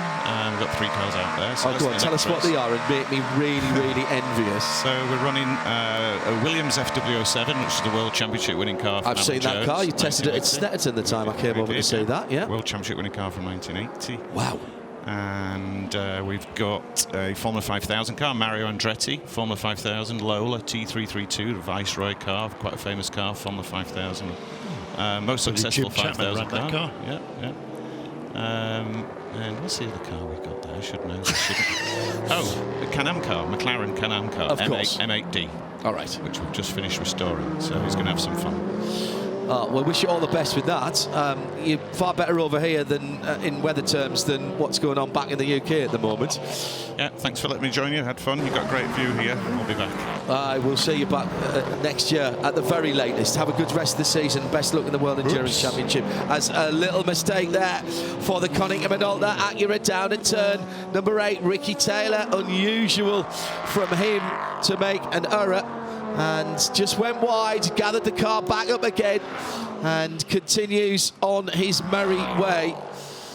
Yeah, that could be a costly mistake. You talked about it earlier on, didn't you, John? Not making any mistakes, and that was one from Ricky again. We've talked about it all day. Yeah. Cold tires, it's really tricky. Clearly. Ricky thought it was only really tricky. Yeah. So he was a couple of reelies out and he was off the road, and that's cost him quite a few seconds. And Philip Albuquerque had been flying before that stop, but he was still a long way behind the race leader, who's about 12 seconds to the good. Interestingly, the number 31 car of Pipo Derani, having been running along there in the 7th position, he managed to do 1 more lap than everybody else. He's quite a long way behind, but it's going to be interesting to see how that translates into the gaps as this next stint unfolds. And there's number 31 car out of the pit. They're passed by the number 5, yeah, but not the 24, which is interesting. So Tymon van der Helm is on the charge here. Where's the BMW? Quite a long way back by the looks of it. So that must have been a slow stop, I think, for the number 24 car. Yeah, that car had a bit of a problem getting the car fired, I'm hearing from Shea. Finally into the pits, Jack Hawksworth in the Lexus, and handing over to Ben Barnicat. They were I think the last of the GTD pros to come into the pit lane, Shea, Adam. That is correct. Fuel, tires, and windshield tear-off, as well as installing Barney behind the wheel. And that service is done as the Lexus rumbles back off the pit lane and into the race. I'm actually at the pit box right next to them because Pippo Durrani has just gotten out of the number 31 Whelen Engineering Cadillac. And I want to find out from him. We know what a good job the crew did to rebuild the car aesthetically, but performance-wise, we need to find out how the car was handling. Pippo, how did the car feel as a driver after the crew put it back together? Yeah, well, first of all, amazing job by the crew to be able to get into this race, so kudos to them. Yeah, the car wasn't great, obviously. We couldn't even put the car on the patch before going into the race, but, you know, IMSA, look at what's going on in the race already with some of our competitors, so you never know until you hit the checkered flag. So trying the best we can to bring this car to the finish line. Hopefully it will stay together, and hopefully we can take some good points home and focus on the next 2 races. Good luck. Very nice of Pippo to talk to us before he'd even debrief with the crew or gotten on the radio to tell Alexander what he should be expecting. Turn down at the bottom of the hill at turn 8. Causing problems. Also, turn 6, the leader this time, running on in the number 7. Felipe Nasser now behind the wheel of Porsche Penske Motorsports at 9.63, and that was just a little lock-up again. Just taking him, a car's and a half's width off the circuit. That will have cost him a wee bit of time, but that lead did get well out over 12 seconds, Jeremy. Yeah, no, 16 over the number 60 car. It was 12 seconds over 0-1 before the 0-1 car came into the pits a lap before the number 7 car. So that gap is about the same now as it was. Interesting to see what it is this lap after that little mistake from Felipe Nasser. His last lap time, which was his second lap out there, was a 56.6 for Felipe Nasser. How lovely to have Richard Dean here, by the way. And do you get the feeling he's been around, he's done a lot of stuff, they've won Le Mans in class a couple of times. You get the feeling he's genuinely excited to be here for a full season next year. Oh, absolutely. And exactly the same reaction as I got from Harry Tinknell a little while ago. I mean, he's so thrilled to be back over here. And you confirm like what you told us earlier in the weekend, that the car that's been brought over here that made its debut at Monza, that'll be the car that stays here. So he's really excited that they hope to be competitive in the last couple of races. Tell you what, who is competitive? Timon van der Helm in that number 5 car, up into 4th position for that JDC Mellon Motorsports team, which is a fantastic effort. Speak to those guys at Watkins Glen, and what seemed unbelievable to me was that they were getting absolutely no help whatsoever from Porsche Motorsports in terms of setups or feedback or anything. I couldn't believe it, and that was confirmed to me by some other technical people yesterday, actually, so that they're on their own, these privateer Porsche teams. Yeah. Interesting. Yeah, very. All of them, I think. They're running beautifully at the moment. I mean, Romney's 23 seconds behind the race leader. The number 5 car is going really, really well, and that youngster is already to give his last lap time was a couple of tenths away from the lap set by Felipe Nasser. I'm actually quite shocked by that. Yeah, it's not the Porsche Motorsport way normally. Not the old Porsche Motorsport. Well, yes, fair enough. I shall do some digging into that when I get back home during the week. You're listening to IMSA Radio. We're live trackside. An hour and a half still to go here. What a race it's been so far in all of the classes. That's with the first set of pit stops over for all the categories, and before we start the second set for some of them, let's give you VP Racing in race update. We'll start at the top of the shop with Felipe Nasser. He's just gone across the line in front of Jeremy Shaw and me, John Hindhoff, who are watching on with bated breath for half the time here. There's so much going on. Huge crowd of cars going through. Felipe Nasser then by 11.8 seconds. The number 7 Porsche from the gold-fronted Cadillac in second. Then the Acura, light-coloured Acura, and the 31 cars just got off at turn 12 at the Canada corner. And Tom Blomqvist is closed quite rapidly on Renger van der Zande. He was 3 seconds behind, then 1.4 seconds behind. Whoops. That was the WA car going off car. at turn 6. I think we'll get a confirmation on that. Let me quickly run through this order for you. First to second, 11.8 seconds. It was turn 1, in fact, excuse me, for the number 13 AWA. At least I got the car right, if not the area of the circuit. Taking death of breath for everybody in that garage at the moment. For Matt Bell, unusual mistake for the tall northeasterner. NASA from Wenger van der Zande, Porsche and Cadillac from Acura and Tom Blomqvist. 12 seconds between the top three. Then another 11 seconds back to Tamer van der Helm for the 4th place running JDC Porsche. Then Acura for Ricky Taylor, the number 10 car. Not sure any of, probably only the number 5, the yellow car of the top 5 has not been off the track yet. And in 6th position, Alexander Sims is now installed into the number 31 car. It's going to be a long day for them, the hour and 26 minutes that remains. If that car is not handling to their liking, very frustrating for racing drivers when they know that there's more to come from the car. Just wonder if there is anything they can do at the stops to sort of mitigate it and make it a little bit easier to drive for Alexander. Nick Tandy is in 7th position in the white striped Porsche 963. Puncture early on, halfway around the lap, cost that car time and distance. Augusto Farfus in the remaining BMW number 24. It's Connor De Filippi who had the problems earlier on in the number 25 car. We've not seen that car back out again. And finally, Harry Tinknell is in 9th place for the WeatherTech car. So just a little run on and in fact a spin down at Canada Corner. That's where the time went for Felipe Nasser. Looked like he was struggling to get the car stopped. I think, wasn't it? For Alexander Sims in the 31 car. He's having a difficult day, isn't he, Alexander? Yikes. Unusually. Yes, absolutely. However, he's just set the car's fastest sector 1, so he's bouncing back at the moment, down at turn 5. And in behind him, he's got Nick Tandy. Yeah, those two know each other well. Tandy, after that puncture, Nick's really, really good at bringing the tyres back in. And it might seem as though that car hasn't got, watch for it at the next pit stop, hasn't got pace straight out of the pits. You really need to be careful bringing these tyres in, particularly on the Porsche. And Tandy now then beginning to stalk the Cadillac number 31, which was the pole sitter. Quickly run through LMP2. Ben Keating has caught and passed George Kurtz. Was there a problem for that car then, the George Kurtz? Just the drive-through. Oh, the drive-through, yeah. Of course. My apologies. Well remembered. He'll be pitting shortly. So he lost 31 seconds then with the drive-through.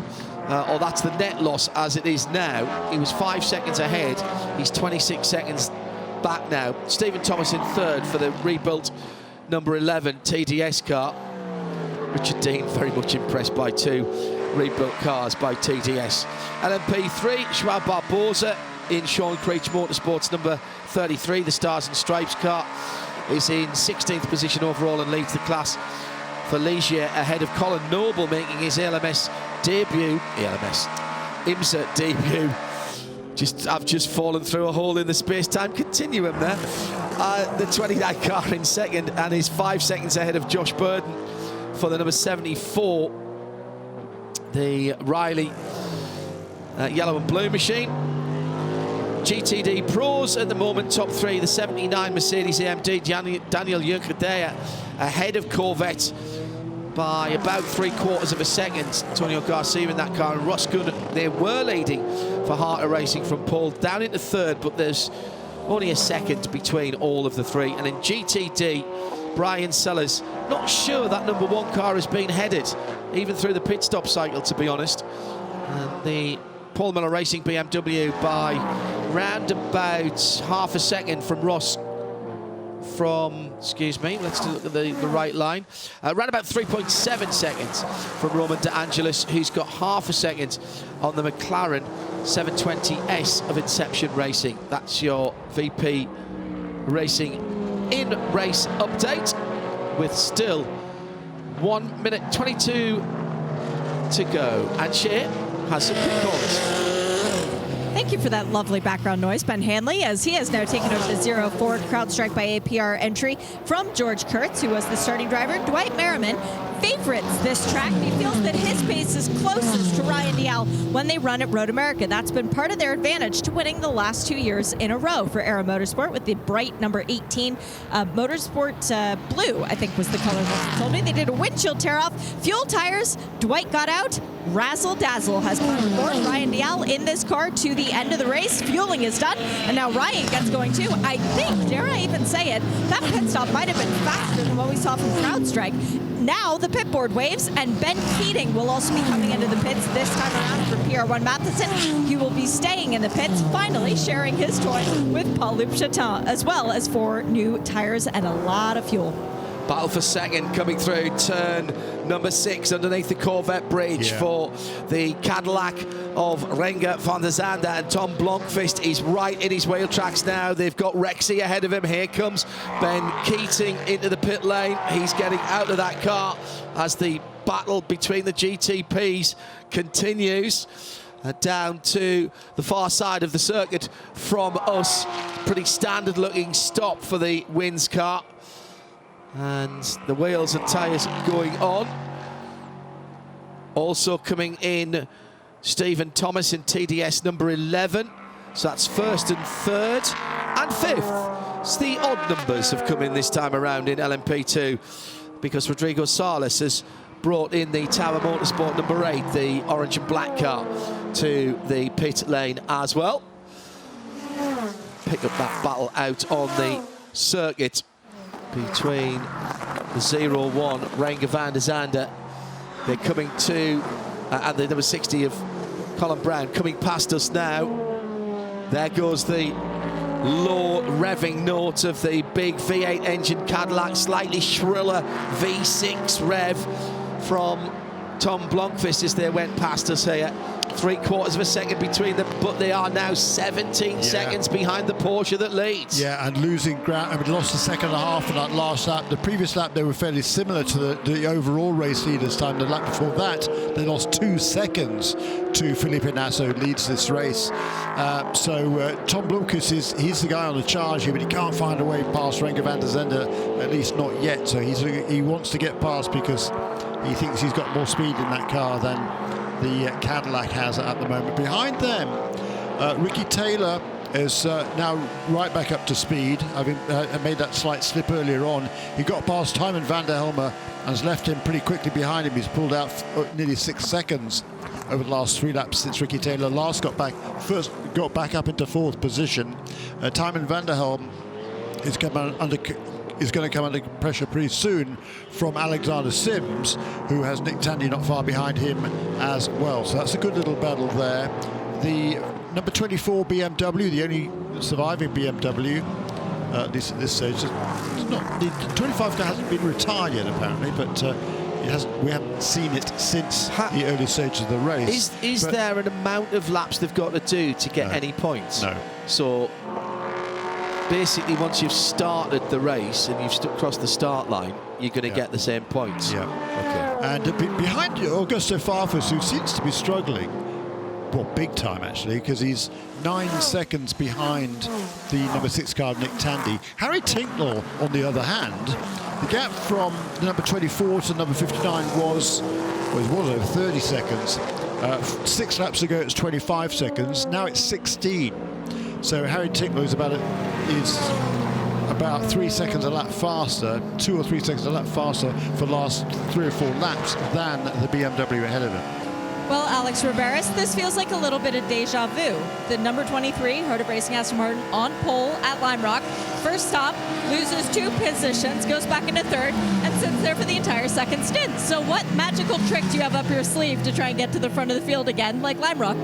Well, yeah, that's definitely a coincidence, but for sure, very much up in the air right now. I think it's clear that between the Corvette and the Mercedes and us, we are all on a little bit different strategies, but it's going to be all about what happens after the last pit stop. And then if there's a yellow before the pit stop, then everything goes completely up in the air because the 14 is also on an alternate strategy. So still a lot to play for, still a long race, more than an hour and a quarter. So I think, whoa, Ross is passing Antonio. Let's go, Ross, my boy. That'll get you fired up. All right, I'll let you pay attention. I just want to know, how different was the track in qualifying to the difference in the race? Yeah, it was very different actually. I don't know why. It's a. Oh, there we go. Yellow. I don't know what's happening with this. Oh no, we are going through a full course caution. The number 4 is off, John. Yeah, it's out of turn 14. The Motul number 4, lovely car that leaves you. Tonis Kazamets has gone off, coming out of the final corner. Driver's right will get straight into pit lane. However, I think we're going to stay green. Yeah, we are. We'll stay green. That looked like a bigger impact than I thought it was, if I'm honest.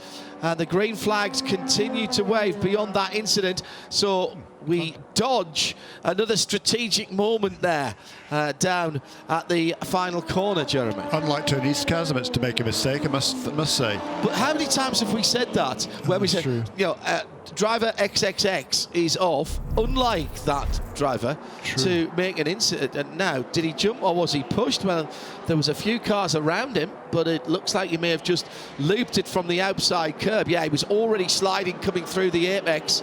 Almost got it back, and that was actually quite a big hit on the tyres on the front right of that car as it spun back around. They're having a look, but they are sending that car back out again. So tyres, the banded tyres did their job.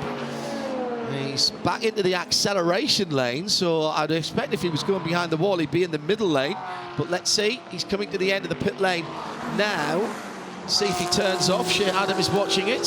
He went back out on the track. Yeah. There was quite a bit of loose debris on the front of that car, though, John. I hope it doesn't fly off. And he had a good look at it when he was opposite us in the pit lane. Hello to Philip, who's listening and watching, and to Right Turn Lover in the middle of Europe. Also to Craig Scully King. And good to know you're listening. Tom Marshallak over in Ohio, enjoying Richard Dean's thoughts. Says looking forward to United Autosport coming to IMSA next year. I think we all are. It's going to have an extended LMP2 field. IMSA with the problems of deciding which categories to put in which races with which other categories because of paddock and pit lane space. LMP2 lap times being lit up at the moment. First, second and third place cars. The number 11 TDS of Mikkel Jensen. The Paul Loop Shatnan driven number 52. The Wins car and the 04 of Ben Handley. That's the CrowdStrike Algar Pro Racing car, all putting their fastest laps of the racing. And Guido van der Garde, nice to see him back as well for TDS. He had to go to hospital, but was tweeting from his hospital bed that he was fine and he would be back, and he is back, and he's in the car. Back on the horse that kicked him, as they say. Puts that to the back of his mind. Just under an hour and a quarter to go. And Felipe Nasr has half the length of the straight from the kink to Canada corner before he hits a huge clutch of cars. So at the moment, that 14.8 second lead looking pretty good, and not due to be in for about another 12 or 13 minutes.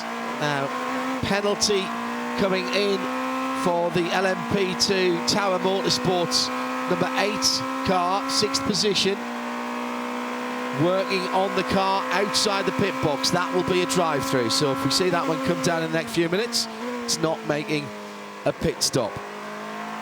So pretty much an hour, Jeremy, the GTP's getting here. Yep. So it will be a 40-minute dash to the end, or what you could, we've got an hour and 12 minutes to go.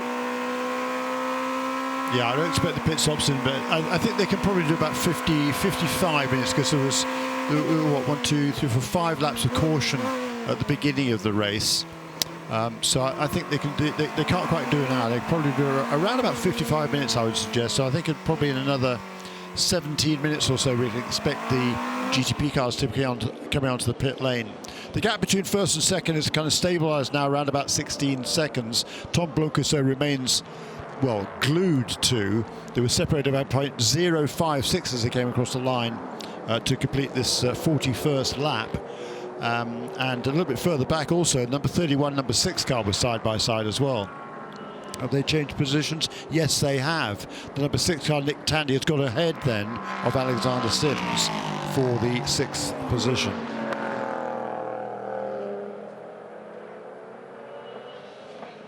Coming up later on, we will be awarding the BDO Knows Strategy Awards.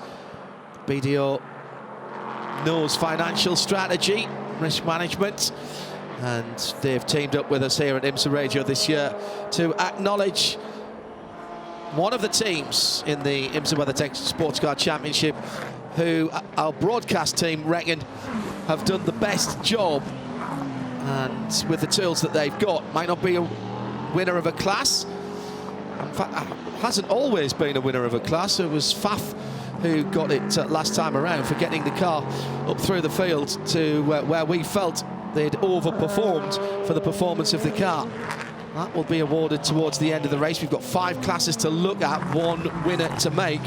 At the moment, far too many things buzzing around my head, but it's a good thing to keep in our minds. I'm just reminding my broadcast colleagues here about that. Just keeping an eye on who is making progress or has improved their positions. And it may yet be that those moments that decide that BDO Knows Strategy Award are yet to play out.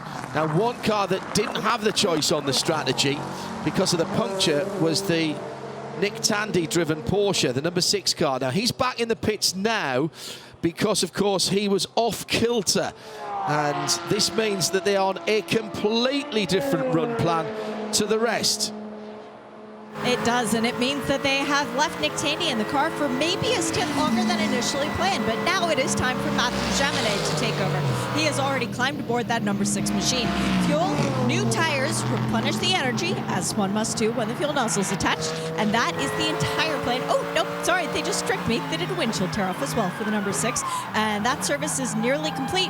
Then the car will rumble back onto the pit lane, but ooh, another pit board has just come down, that being for the number 79 WeatherTech Racing Mercedes. They were the first of the GTD Pro cars to stop, and once again, they are triggering this cycle again. They were up in first. They were third as everybody else crossed the line, and Danny Junqueira staying in the pit lane. First racing laps for Jules Gagnon around Road America. This will be fun. And 69 minutes is a little bit of a stretch, I would have thought, for the GTD cars. That Ploy coming in first early for the first stop worked out well because they were able to get up into the lead of the class. They were leading when he brought that car into the pits just now. So it's worked out so far. Let's see if it will continue to do so for that Proton competition team. And talking of Proton, I talked about Harry Tinknell making some really good ground. Well, he's lost it all now, and he's losing it on a fairly regular basis. So I'm not quite sure what's happened to number 59 car, because the gap went from over 25 seconds down to 16. It's now ballooned back out to 26 again last time around, behind the BMW car number 24, so that's weird. However, there has been a change for second position, so Tom Blomqvist did get past the Cadillac of Renger van der Zande. We'll see now whether he can make any inroads into the lead of Felipe Nasser. At IMSA Radio, hello to Carol Brink in Monterey. Looking forward to that Monterey Car Week that we heard Richard Dean talking about. Then we've got Rennsport later on in the year as well. And a first timer, we've got a rookie tuned in. Tristan Harrison is tuned in from Canada live for the first time. Not seeing whether he's in sound or sound and vision. Tristan, thank you very much for dropping us a line on the platform formerly known as Twitter. That Nick Tandy car then back out in the hands of Mathieu Jaminet. That will have to come back in as well, Jeremy. Yes. So they're kind of hoping for a yellow here to get back on with everybody else, aren't they? Yes, they're absolutely right, John. Yes, they are, because they were a lap down. I think, is he lap down again now? With that pit stop, the number 6 car. Yeah. But he's made that's obviously the pit stop before everybody else. He's just about to come across the line, actually. He's just gone through in front of us. Yeah, so he is a lap. So he's gone through now. Yeah.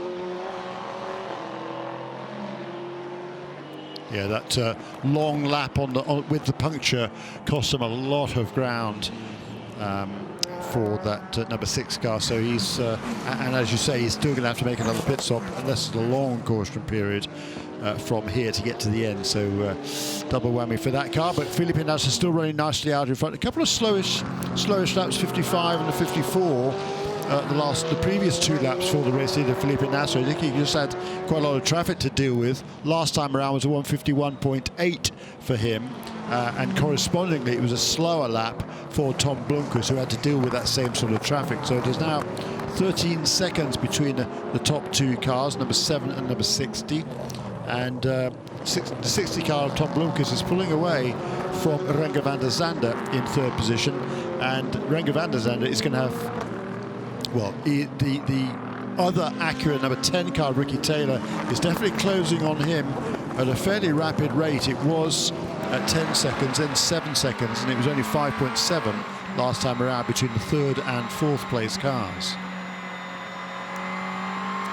I don't think anybody was expecting this kind of pace from the Porsches.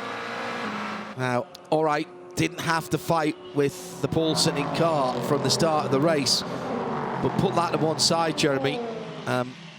Notwithstanding the issues with Nick Tandy's car early on, that car has had decent pace, and certainly the number 7 car, now driven by Felipe Nasr, has got good pace. And it's still 11, call it 12 seconds ahead. Great battle going on, coming to the final corner, the Inception McLaren alongside the Aston Martin. And for a moment, 2 wheels on the grass for the number 70 McLaren for Frederick Schandorf. He's battling for 2nd position with Roman De Angelis. There's a couple of the line now. The Aston is still in 2nd, and Tonis Kasemis in the number 4 Ligier between them as they went across the line, but he'll clear out. And now they've got the GT piece coming through as well, just adding a bit of spice to that battle as they go down towards turn 3. So the dark-coloured 27 Aston Martin, the car with the green number backgrounds, it's the GTD. Their sister car in GTD Pro, Ross Gunn, leading, but owing us a pit stop as compared to Jules Guénon, who's just rejoined, having made his 2nd. It's amazing how much the gaps vary as they work their way through that big knot of GTD cars. They're all, I mean, just in a long line there. The top 2 pro cars are kind of checked out from everybody else. That's Ross Gunn in the Aston Martin from Antonio Garcia in the Corvette, but then there's a gap quite a long way back to Brian Sellers, who leads the non-pro, and he's got about 7 seconds in hand over Roman De Angelis. So it's been once again a tremendous run for that Paul Miller Racing team, the BMW, looking to extend their lead in the regular season championship, and they hope regain the lead in the sprint, the WeatherTech Sprint Cup Championship for GTD, which they lost last time out. Yes. When the number 27 Aston won the class. In GTD Pro, remember the number 14 Lexus went the longest. So we're not going to see that one for a little while, but we are going to see the leader, at least Shea Adam is, as Ross Gunn has committed to the pit lane in the heart of racing Aston. I'll try and paint the picture with words so that everybody at home can see it too. This car trundling down the pit lane at the pit lane speed limiter. John? Yeah, got a problem for TDS. It's the bright yellow car coming into the pit lane with damage to the right front. This is the car that was 3rd in the class for Mikkel Jensen. And I think that might just be a puncture, but the wheel was wobbling around. Let's get back to share with the leader in GTD Pro. Fuel and sticker tires for Ross Gunn as he is staying aboard this 23 Heart of Racing Aston Martin. Also into the pit lane, the number 96 Turner Motorsport BMW diving into its box before the TDS car gets in. You're right, John. There is left side damage to that number 11 machine. This is the car that came in and needed the new nose already once during this race. Remember when Stephen Thomas brought the car in well before minimum drive time had been met. Still waiting on the fueling. Now fueling nozzle comes out. Ross Gunn retakes the lead. Retakes the race, excuse me. I might have given him a little bit premature there. And Mikkel has the bits of bodywork pulled off, the new left front Michelin put on, and he goes back out. The work is continuing for the Turner Motorsport BMW crew. Robbie Foley staying aboard, 4 new Michelins, just waiting on fuel. And that gap, those gaps had been closing down in LMP2. There was about 5 seconds between number 11 and number 52, and between number 52 and 04. But before that number 11 car came into pits, those gaps had closed right down. And Paul-Loup Chatin now leads the class with the pit stop for number 11, but he's got Ben Handley right on his gearbox. Just noting a couple of things, and be talking about the evolution of this track and also how the teams are getting used to the in GTP to the MHT Michelin tyre. Cars were running 151s on lap 3 of stints, so not perhaps needing those 6 to 8 laps of warm-up. They've been adjusting tyre prep and setup. And just a quick note that 100 miles into their first stint, they were setting best laps. So that new MHT working well on this new surface and giving us a brilliant race at the front of the field. Yeah, it's 11 seconds, but this is still all to play for here. The last pit stop, and particularly how long your last pit stop is going to be, could well determine the winner of this race. Into the pit lane for Catherine Legg, and in and out actually for Catherine Legg for the Acura. And that car had a wee bit of damage here. Right rear damage. The bumper was actually folded back quite a bit, so we need to keep an eye on that. She left the pit lane just ahead of Trent Hinman in the number 77 Volt Racing Porsche. So those two will be together on the track now. We've got Cawthorpe into the pit lane for the number 32 Mercedes. Fuel and new tires for Mick Grenier. That's where I was going with that. As the number 17, that was the car that Anthony Mantella started. Wayne Boyd took over for AWA. That car has now completed its final service. And up on the wall, once again, Madison Snow looks like he's going to be taking back over the number 1 class leading Paul Miller Racing BMW when it comes in for its final stop.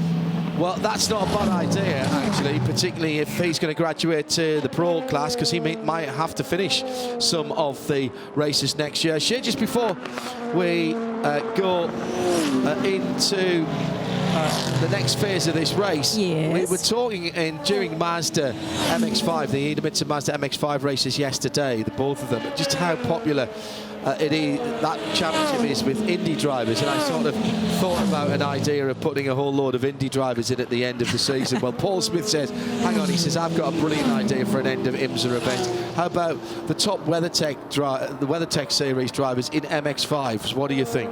Ooh. Well, there you go. The champions of every class getting to go and race against their teammate. I love that. Do you like that? Idea. Yeah, very good, Paul. Carnage, I'm sorry. It's carnage, says Jeremy. Hey, look, I'm watching this battle between the LMP2 cars coming down towards turn 5. Paul-Loup Chatin has the lead. Ben Handley's maybe 10 car lengths behind. The gap. It extended a little bit actually on that last lap. But there's not much to choose between them. Also in LMP3, Sean Creech Motorsports still has got a pretty handy lead. Joao Barbosa over Colin Noble, who's making his IMSA debut this weekend in the Junior 3 racing car number 29. He's about 14 seconds behind him after the first stint by Bijoy Gargan. Here comes now the GTD leader onto the pit lane for the final time, they hope. we've got a slew of pit stops as both of the Lexuses are in. The 14 and the 12, no driver change for either of those cars, but fuel and tires. The number 27 Aston Martin is in for the heart of racing. Roman DeAngelis getting out sticker tires for Marco Sorensen, getting ready to race this track for the first time. And as previously mentioned, Madison Snow has climbed back aboard the number 1 Paul Miller Racing BMW. We're waiting on fuel for that car before we send it back out. There we go. They get rolling. And how far ahead do they get out before the 27, who came in second in class? Well, the answer is a long way, because the 14 Lexus is the next car to rumble out the pit lane. I think the 12 Lexus is going to beat the 27 Aston Martin back out too. It's a very close battle. Further down the pit lane, Turner Motorsport BMW also in for Bill Oberlin in the number 97. No, the Lexus just behind the rear wing of the Aston Martin, but that is fully game on. Oh, and also, by the way, thank you to one of our Twitter followers, John, you have to remind me of the name, Mikey McGuire, for letting us know that Catherine Lake's bumper is out around the circuit right now. So turn three. Thank you, Mikey, at IMSA Radio. Under 57 minutes to go now. Fascinating out front. Felipe Nasser, the gap from first to second is down to 8 seconds now. It was 13 5 laps ago. So certainly keep an eye on that. They're running similar lap times in the last few laps. Renger van der Zande, though, has fallen now nearly 15 seconds behind Tom Blomqvist, and he's got his mirrors full, or has done the last couple of laps now, with Ricky Taylor in the second of the Acuras. So the Cadillac at this stage seems to be certainly slipping back from one Acura into the grasp of another one. Now there's a good gap back to Tijmen van der Helm, who has extended his lead over the number 31, the pole-sitting car of Alexander Sims. They've been back and forth. Alexander Sims had a really slow lap last time around, and Augusto Farfus in the BMW is right with him. Meanwhile, on this lap, the best lap of the race for the number 60 car of Tom Blomqvist has brought him now within 7 seconds of the lead held by Felipe Nasser. Incident out on the circuit for high-class racing, and again it's in the fast area. Oh no, hang on a minute, it's the 29, it's Colin Noble's car. Saw the red and white of the livery, but then the little bit of blue just gave it away, and Colin Noble has lost his part of the front of that car. The nose has gone missing. He's nosed that into the wall, and it's pushing the front bodywork onto the 2 front Michelin tyres. The crash box and has deformed. That's exactly what it's meant to do, and this is another high-speed incident. That's exactly what happened to Guido van der Garde coming out of turn 13, the exit of the carousel. The car hits a bump, it won't turn, he's on the grass, he's in the wall, and he's hit it absolutely square on. How that car is driving, exactly. I have no clue whatsoever. The front crash box has been folded up.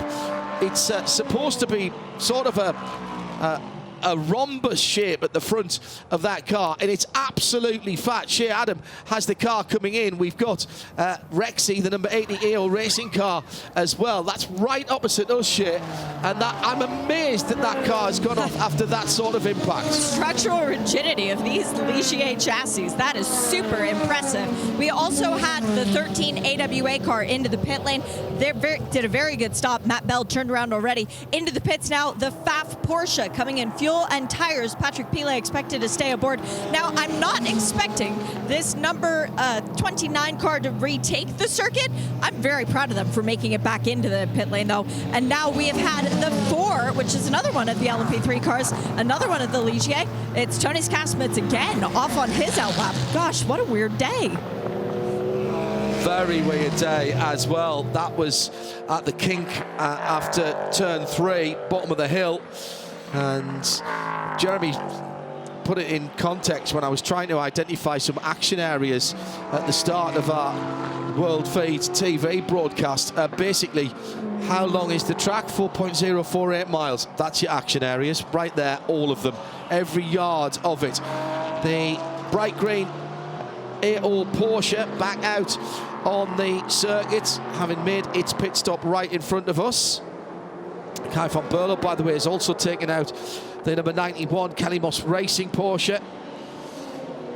and he'll be getting back up to speed. Madison Stowe still leading that GTD category. GTD Pro, the Chevy Corvette now has cycled to the front during the pit stop cycle as Patrick Peele is taking over the Pfaff Porsche, the mostly black car now with the plaid piping almost on it. And of course, as I mentioned, Antonio Garcia leading. He pulls into the pit lane. In LMP3, João Barbosa from Josh Burden. It's the 33 Ligier from the 74 Ligier. Riley Carr in second place, and there's about 12 seconds between those two. Paul-Loup Chatin leads Guido van der Garde by 21 seconds. The 52 wins car, the TDS car in second, with the number 20 high-class car just coming into the pit lane. Just coming into the pit lane. Having been, those two have been battling for that position. The 04 car came in a lap before, so that elevated that battle between number 35 and number 20 to second position in the class, with the 52 car still to make its final stop. 51 minutes remaining. Those cars that are coming in now in LMP2 are going to have to stop again before the end of the race. Here is the leading Corvette. Very simple stop for the Corvette as well, as Antonio Garcia stays aboard but gets sticker Michelin tires. Yes, they do still have the stickers on them.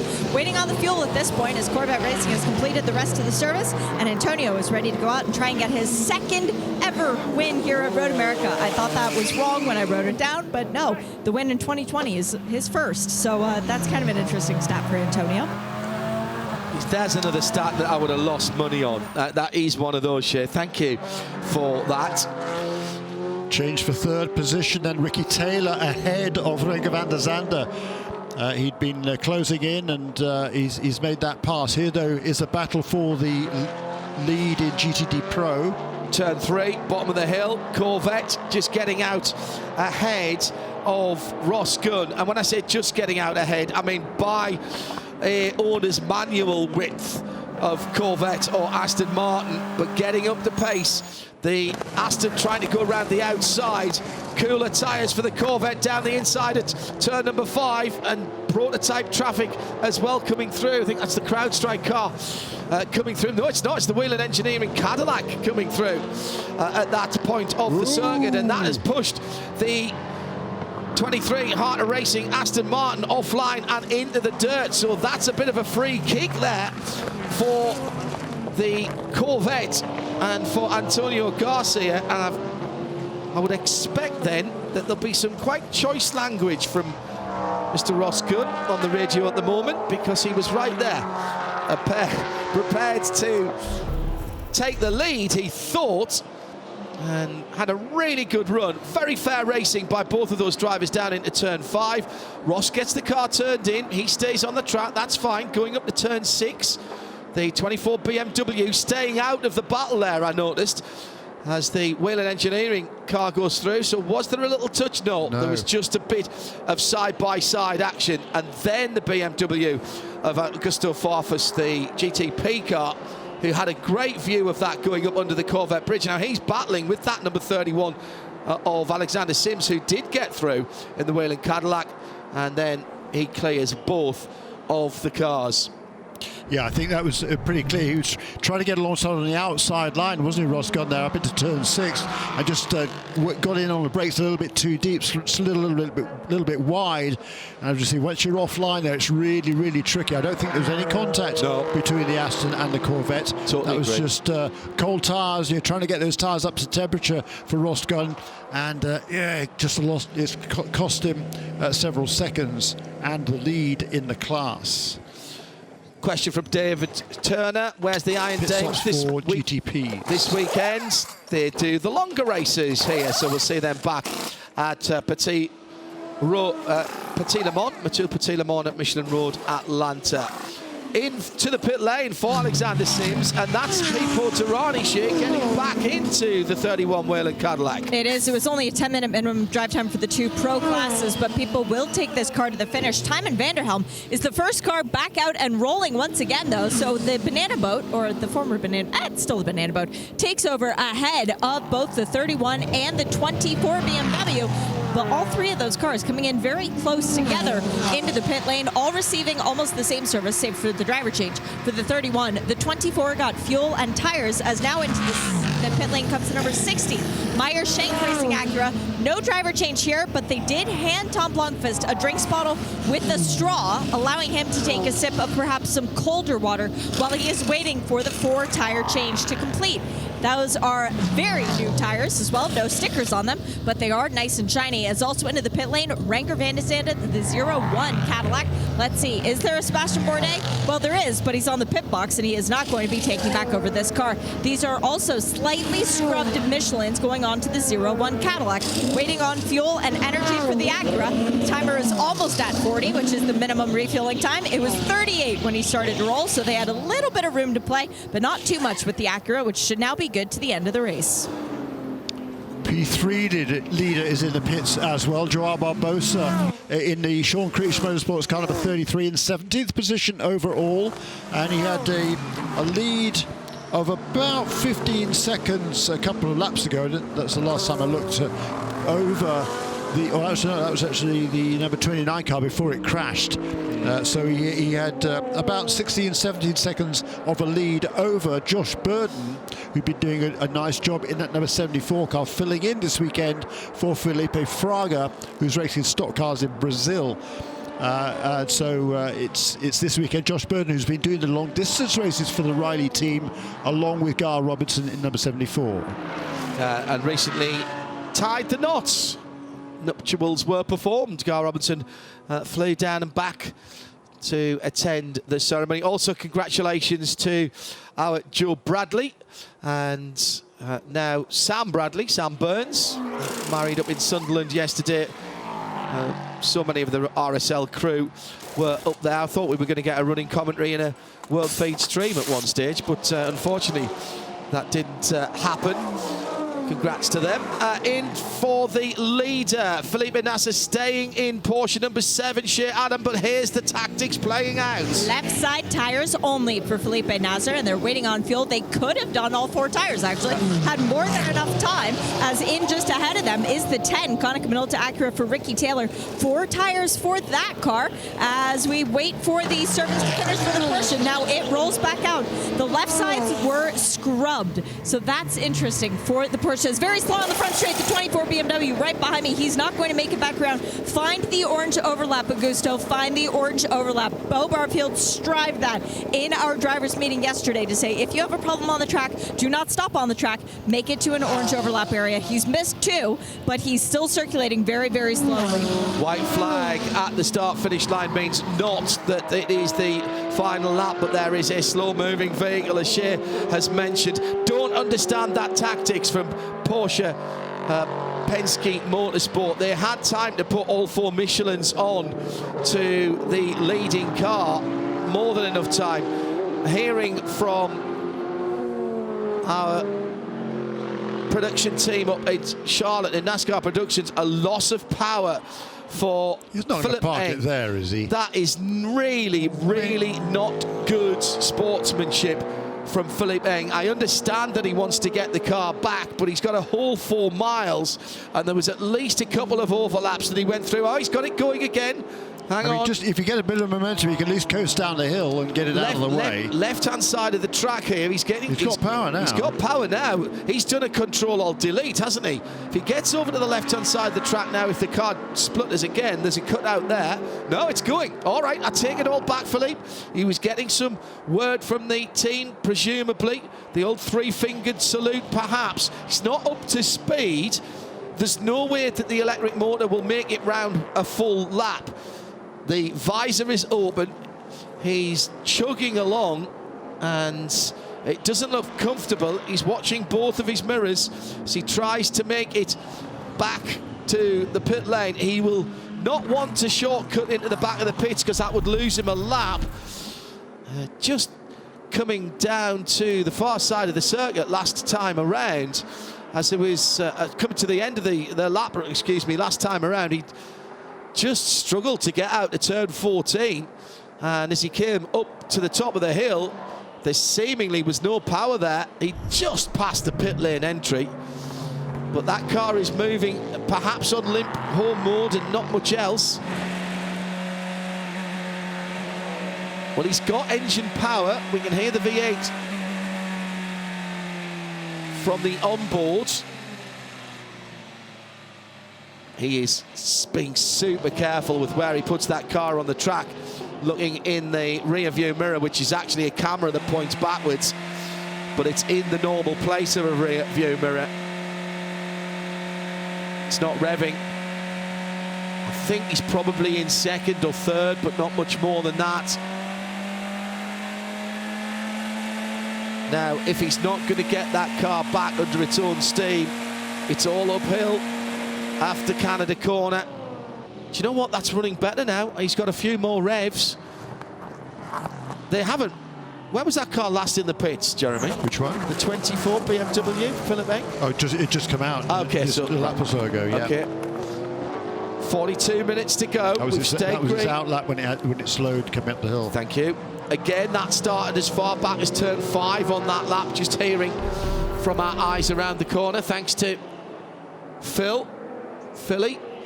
And then a few moments ago, the battle for GTD 23, Aston and Corvette number 3 coming to blows, coming out of turn number 5, with the Aston just giving a little love tap to the left rear of the Corvette. Wow. He closed in quickly then after that off. Oh, yes, he did. So I bet the Corvette driver wasn't expecting to see the Aston so quickly after. Absolutely not. After that little mistake at the top of GTD Pro, Antonio Garcia and Ross Gunn. Battle lines drawn there, and I expect to see that run to the end of the race. And the Corvette, who's going to take a drive-through again, refueling time infraction, will bring that car back down pit lane. That will hand the lead to Ross Gunn and Aston Martin and Harter Racing. Gilles Gounon will go up into second. Wow. And the Lexus of Ben Barnicoat, who have been getting brilliant fuel mileage, he will go up into third position. In fact, Patrick Pellier might actually go past as well with that drive-through. It's such a long transit time here on the pit lane speed limit, at about 45 seconds from the edge, from the in to the out. And it's not just that, of course, it is the fact that the other cars are going so quickly down the front straight. You lose a lot of time, not a lap, but you do lose time. No penalties was one of our Porsche keys to the race, along with stay on track, flexible strategy and deal with traffic. Well, there's been problems at all of those. Staying on track, far too many penalties by leading cars. The flexible strategy has had to come into play for a number of teams who have had issues earlier on, and the traffic is causing huge discrepancies, Jeremy, in lap times, because if you come across as a GTP or an LMP2 car a group of battling GTDs, that could be 3, 4, 5 seconds that you lose on a lap. Yeah, absolutely right. That is the critical thing here. Aside from not making mistakes. Hey, look, I'm intrigued at the front of the field here, looking at the lap times of the leaders. Last time around, it was the first flying lap after the pit stop for number 7 car. He lost 4 seconds to Tom Blomqvist, who is behind him, who'd come into the pits 1 lap sooner. 1 lap later now, 58 laps now completed in the books, and Felipe Nasr down to a 152.7. Which is that's a kind of an okay lap at this stage, and he maintained that gap. Maintained that gap from first to second, 6.5 seconds only. From Jeremy Shaw is never a bad thing, and everybody never a good thing, and everybody in the pit lane sort of flinches. So number 85, I think, Scott Andrews, yes, at the bottom of turn 3. Now moving again in the black and blue with red flashes. That is JDC Miller Motorsports Duquesne. And Scott hasn't had a great day, missed the checkered flag in warm-up this morning. Oh, big lock-up on the right front Michelin. He's just pushed straight on at turn number 3. The gravel has done its job, though. He didn't hit the wall. It's already missing the left-hand cheese wedge behind the rear wheel. As Scott's continues. Down at the pits. Now, is there something going on with Mathieu Jaminet's Porsche? There's a new tail up on the wall, Shea Adam. Yep, and two mechanics, each holding the prodding tools that loosen off the tailed sector of the car. So they've just scrambled. There was quite a bit of urgency to get the new tail section up onto the wall. They don't have the engine cover section, which is strange because normally if you break the tail section, you also break the engine cover. But yeah, I was not expecting to see that car back in again for any sort of damage repair. Well, we're inside the last 40 minutes, so any pit stop now would get you to the end of the race quite easily. 2 pit stops for all of the leading GTPs. Here is the rundown from VP Racing Fuel. In race update, Felipe Nasser by 7 seconds now from Tom Blomqvist in second place. They're lapping in roughly the same sort of times. A little bit quicker for Ricky Taylor last time around, the number 10 Acura in third. 0-1 Renger van der Zande is in fourth position, and coming into the pit lane, the number 6 for Mathieu Jaminet. Yep. We're expecting to see that rear tail section change. Shea Adams saw it up on the wall, but they're going to make a virtue out of this, Shea, and send him to the end with some VP Racing Fuel. Now let's see what they decide to do, because it was left side tires for the other car. No tires have been ready for this car. They did do a windshield tear off. They pulled the old tail section off the car. Is that a bit of brokenness around the right side? The right side was completely obliterated. Very strange. The cheese wedge area on this car completely gone on the old rear wing, as well as the tail light. There goes Mathieu. That was a great stop by Porsche Penske Motorsport. And yeah, no tires for Jaminet. So let's see what sort of pace he has at the end. That's been side-by-side contact with somebody, or in fact, I think he's just run over his own tail section as he came out of pit lane. So that must have been side-by-side contact on the front straight as he came out of the pit lane exit and staying to the right-hand side. So that's the number 6 fuel to the end. That was just enough fuel. That was a timed stop. They pulled the fuel hose as soon as the tail section was back on. And right with that little battle, there was a battle for the lead now in LMP3, because Joao Barbosa has got his mirrors full on the number 74 car. So it's number 33 for Sean Creech Motorsports that still leads, as it has done pretty much the whole way, with Nico Pino having started that car on the pole position. But now Josh Burton is right with him. That is a battle for the lead, number 33 and 74 in LMP3, and Matt Bell is about 15 seconds behind them. So 35 minutes to go. Still waiting for the number 3 Corvette to come down the pit lane for its penalty. BMW number 24 in the pit lane. And Shea Adam is watching some remedial work going on at the front end of that car. The nose is off of it now. They were working on the left rear of the car. It looked like they were working on a wiring loom in that section. That is where the torque sensors are. But now they've pulled the nose off. They are getting the jacks. Looks like this one might be rolling back to the garage, back behind the wall. Suggestion from a couple of people, and thank you very much to them, including Nick. Pit limiter stuck maybe on that car. I think it was revving a little bit more than that, if I'm honest. Hello to Alex Orchid, who's tuned in as well. Good to have your company. And that car, that BMW on its dolly jacks, is being pushed away. Not a banner day, Jeremy Shaw, for BMW Team RLL. That's been horrible. From started bad, and it's got worse. It has got worse, unfortunately, and it was a difficult weekend for them also at Canadian Tire Motorsport Park. They came away with the podium, but that was more as a result of the timing of the caution than anything else. But yeah, they came in really optimistic. They had a really good test here a couple of weeks ago with the 31 Whelen Engineering Cadillac was here the same day, and they reckon they were really good shape. There's is that the number 74? That's the 74, and that is the look. That's twice we've seen cars off there and not hit anything, and that car in contention. Second place for Josh Burden in LMP 3, and going out onto the grass at the exit of the carousel full speed. Well, earlier on in the week, that grass was so wet he would not have got that car back, but Josh, being calm, didn't panic, and he's got the car back on the black stuff and continues in second place for the Riley 74 in LMP3. Let's go to Shea Adam down in the pit lane and hear from some drivers. With Ashton Harrison in second place right now for the Acura. Now, you guys are doing a bit of a one-off this weekend. I know it's prep for an upcoming race, but still sitting second. Is Mario just that good that he's driven up through the field, or you guys need a yellow?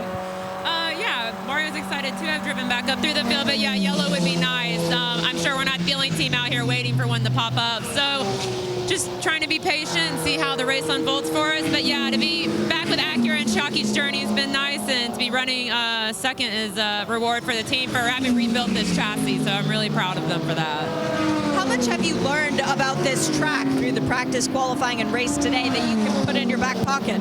Gosh, yeah, I mean, the track has evolved so much every single session. I definitely think the more that we get some Michelin rubber on it, the more consistent it is becoming. Yeah, I mean, for me, so much has changed between practice and qualifying, and then I knew what we had to do in the race, which was just maintain and move forward. And so, yeah, every session's changed, but we're in a good spot now, and I'm hoping it stays that way.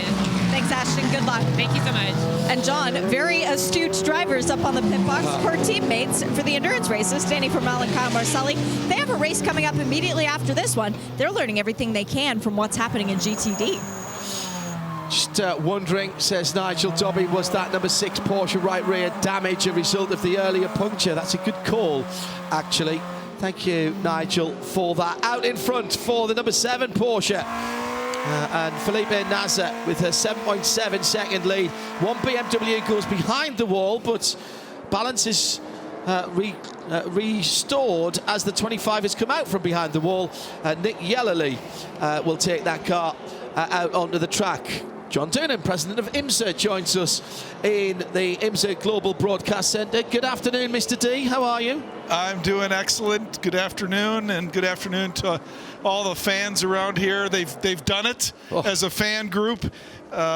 IMSA and Road America Sports Car fans have set an all-time IMSA record for attendance today. The best since 1979, a race that I was at with my dad, my first IMSA race live. That surprises me not at all, having gone round the campsites last night to say hello to some friends. And I was talking to one or two campers who was saying that even the overflow RV camping is overflowing. There's literally not a space if you were going to bring an RV this weekend. 100%. Mike Kircher, president of the track, Greg Weiser have done an amazing job with their staff. Mike told me a few weeks ago, John, the camping is going to be sold out, and you know how beautiful the acreage is around here. That's a big task. And a group of spectators here are among, if not the most knowledgeable. Everybody I talked to last night, and lots of families as well. The next generation is here, right here, the next generation of IMSA fans. They all know, they all want to talk about this year, they all want to talk about what's coming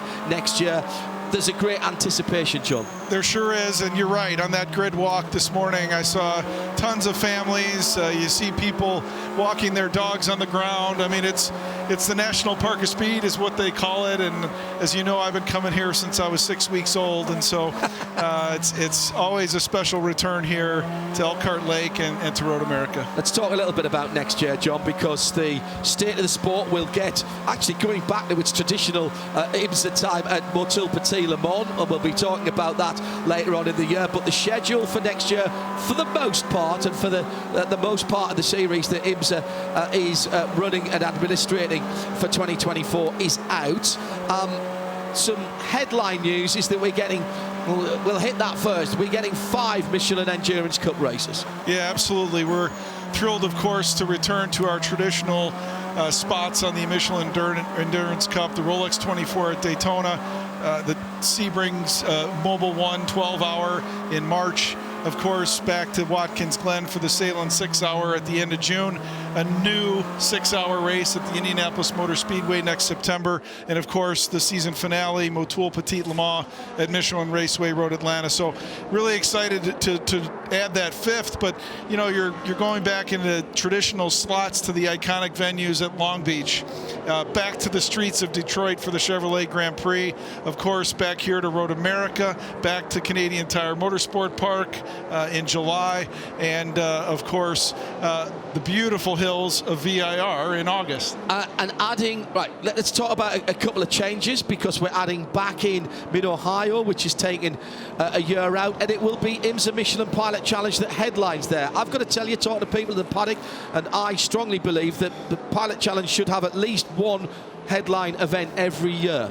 You're absolutely right. I'm very excited about that event as well, because Michelin Pilot Challenge, as you say, deserves that feature spot on at least one weekend throughout the year. We're going to add a couple single makes that'll be announced in the next few months, and also that VP Racing Sports Car Challenge, which has created some exciting races. I'd be remiss if I didn't mention Lime Rock, of course, not heading back there. You know, you've said it before, John, on stage with me. It's a big Rubik's Cube. It's a big chessboard. It's very difficult, but Skip Barber, Dickie Regal, Steve Sewell, all the team up there did an amazing job. Record crowd there. We're already in talks with them about 25 and beyond. We're going to find a way to get back to Lime Rock. Described by the responsible adult Eve Hewitt as the worst and most difficult wedding table plan that you could ever have, shuffling things around. Was that just basically getting dates and getting championships to fold into that? By the way, the BMW number 25 that came back out for Nick Yellerly has not made it round the full circuit, but it's off on the motorcycle chicane, so we won't go yellow here. Was that just about basically slotting those puzzle pieces together? You're 100% right, and all of us in Daytona, all my teammates, we try to approach this with a team mindset, a race team mindset, that is, and look at run times. You add essentially 3 hours onto a regular 240 in Indy. You go back to Detroit with a 100-minute race, and given in its early days, the forecast of entries for next year, you have to look at the mix of classes at each venue. And also, candidly, we added the Ford Mustang Challenge last week, and we need to come to venues with, you know, at very minimum 3 series, but most of the time we got to be able to bring 4 series to a weekend. So it's about the number of hours in the day, it's about TV time slots, it's about travel, it's about run time on track. There's a million factors that go into it. Well, and that was actually a point I wanted to pick up on, John, because there's only so much space in the paddock, and more particularly in the pit lanes for some of these tracks. And that has to factor in about what series can go where.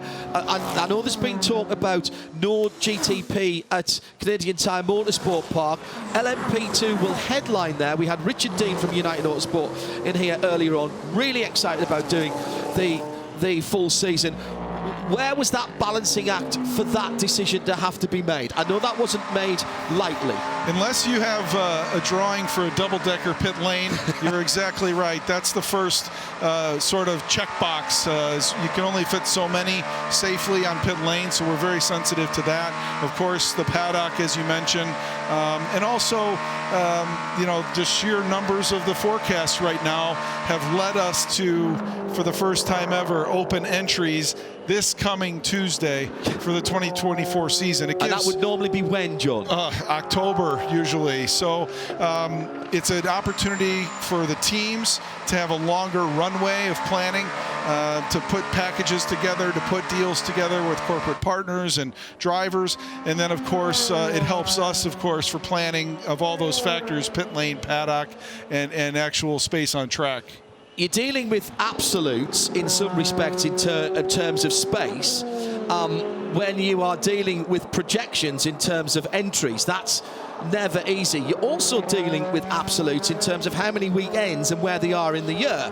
And of course, the other comment is about how many weekends fall clashing with other sports car events, as here comes the Corvette to ride its penalty finally into the pit lane. There are only so many weekends in the year, and I know you work with Fred Lequian and the ACO, and you're looking with Stefan Vettel at pieces like that. What pressures have you guys been under to be able to try and get out, but you haven't been able to get out of those? Half the season seems to clash with something else. Yeah, nobody in the sport or in the industry wants conflicts. In particular now, our sport has a huge amount of momentum on both sides of the Atlantic, certainly across the Pacific, as well as the World Endurance Championship heads to Fuji here in just about a month. But we work very closely with Pierre Fillon and Frédéric, of course, from the WEC. We work with Stefan Vettel and his team to make sure we don't have those clashes, and sometimes it's inevitable. There's only so many weekends. There's television windows that we need to hit, and that's why for us, with Mr. France and Ed Bennett and Mike Helton, which are key members of our board, of course, we look for that date and venue equity. You've said it for years. Yep. Jeremy, Shea, they talk about it, to have the events on the same weekends, roughly the same venues, not only for us and our teams, but frankly for the fans. The fans know now that are here in record numbers at Road America that this same first weekend in August is the place to be next year for the IMSA WeatherTech SportsCar Championship. And not only motor racing events, but other world sporting events, John, because next year is an Olympic year. Your broadcast partner for here in the US is the Olympic broadcaster, NBC. I'm frankly impressed that you've managed to get dates within the Olympic window while still staying within the NBC family. I thought there would be a bigger break there. No, you're right. It's going to present some challenges with our broadcasts in terms of when and where. But as you know, the availability of IMSA content on Peacock, on IMSA Radio, on our NBC Sports outlets. There's ways for fans to take it in a variety of ways. We love that, and always, no matter where we're racing, there'll be ways for the fans to consume the amazing racing that our teams and our manufacturers create. And, I mentioned Ford earlier. They add on to the Lamborghini Super Trofeo, which of course we have race 2 coming up. Mazda MX-5 Cup, which put on 2 great shows yesterday. As ever. Ferrari Challenge, who will be up here in about 30 days. 5 single makes, and these single make championships are really what I like to call the prized possession of these OEMs. And it's an entry point for some into the sport, like MX-5 at that grassroots level. Ford, of course, comes in. Porsche and Lambo and Ferrari, you can't get much more excitement when you see a whole field of those same cars on track and young talent and race teams getting started to grow to the top level. The new Ford Mustang Challenge with the Dark Horse R is a very powerful car based on a street car, but it never was a street car. It's going to be built by race car preparation. And how about this, ladies and gentlemen? 3 pedals, 6 gears, and a gear lever, a shifter, as you would say over here. I put my hand up for that straight away because I remember how to heel and turn, I still do. So I can't wait for that. John, what else is there to say when we reconvene at Motul Petit Le Mans later on in the year? There's a couple of schedules that we haven't been able to completely confirm. Without telling, obviously you can't tell us what you don't know, but what other areas will you be exploring when we have that state of the sport? Well, you hit the nail on the head. Of course, we have forthcoming our MX-5, Mazda MX-5 calendar will be announced in coming weeks. The Porsche Carrera Cup North America calendar, that's still yet to come. And I think all the fans, all of your listeners should be ready for Petit. We've got some additional announcements that we'll be making there, which we're very excited about, which, overall, I'm really happy for our sport right now.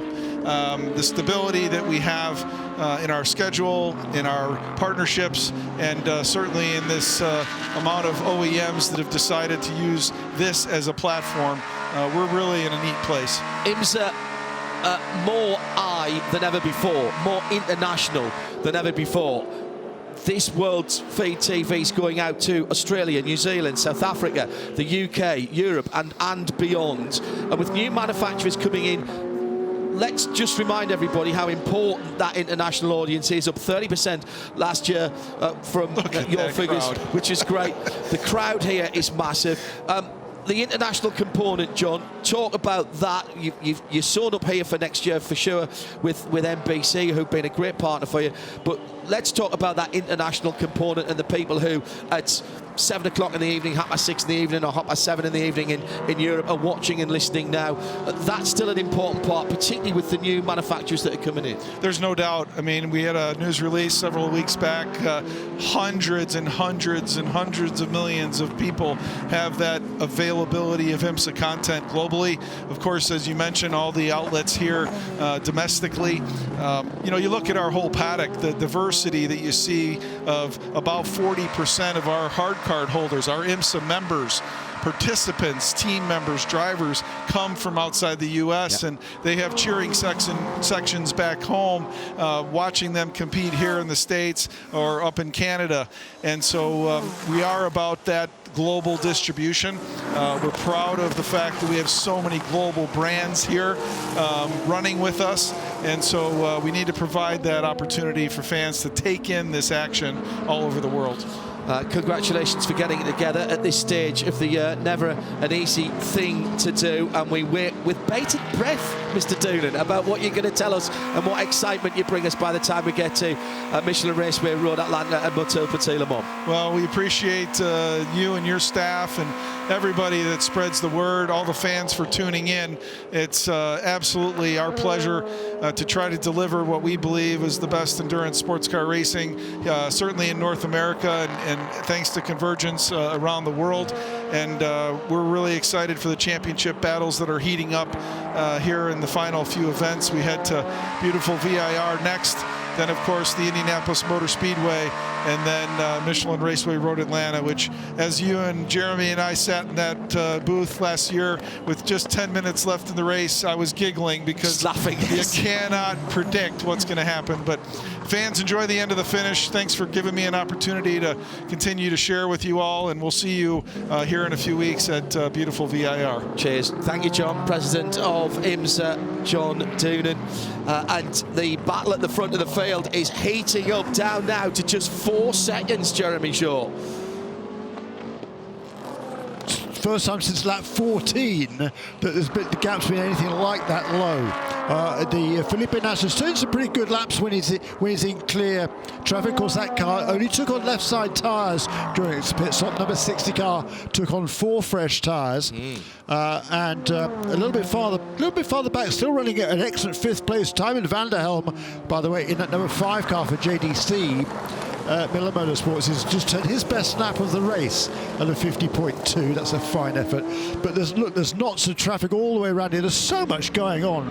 It's fantastic. I mean, the number 52 car now has got a pretty good lead in LMP2 over Guido van der Garde, who's pulled away just a little bit from Ed Jones in 3rd position. It's number 35 and number 20 with the 52 leading.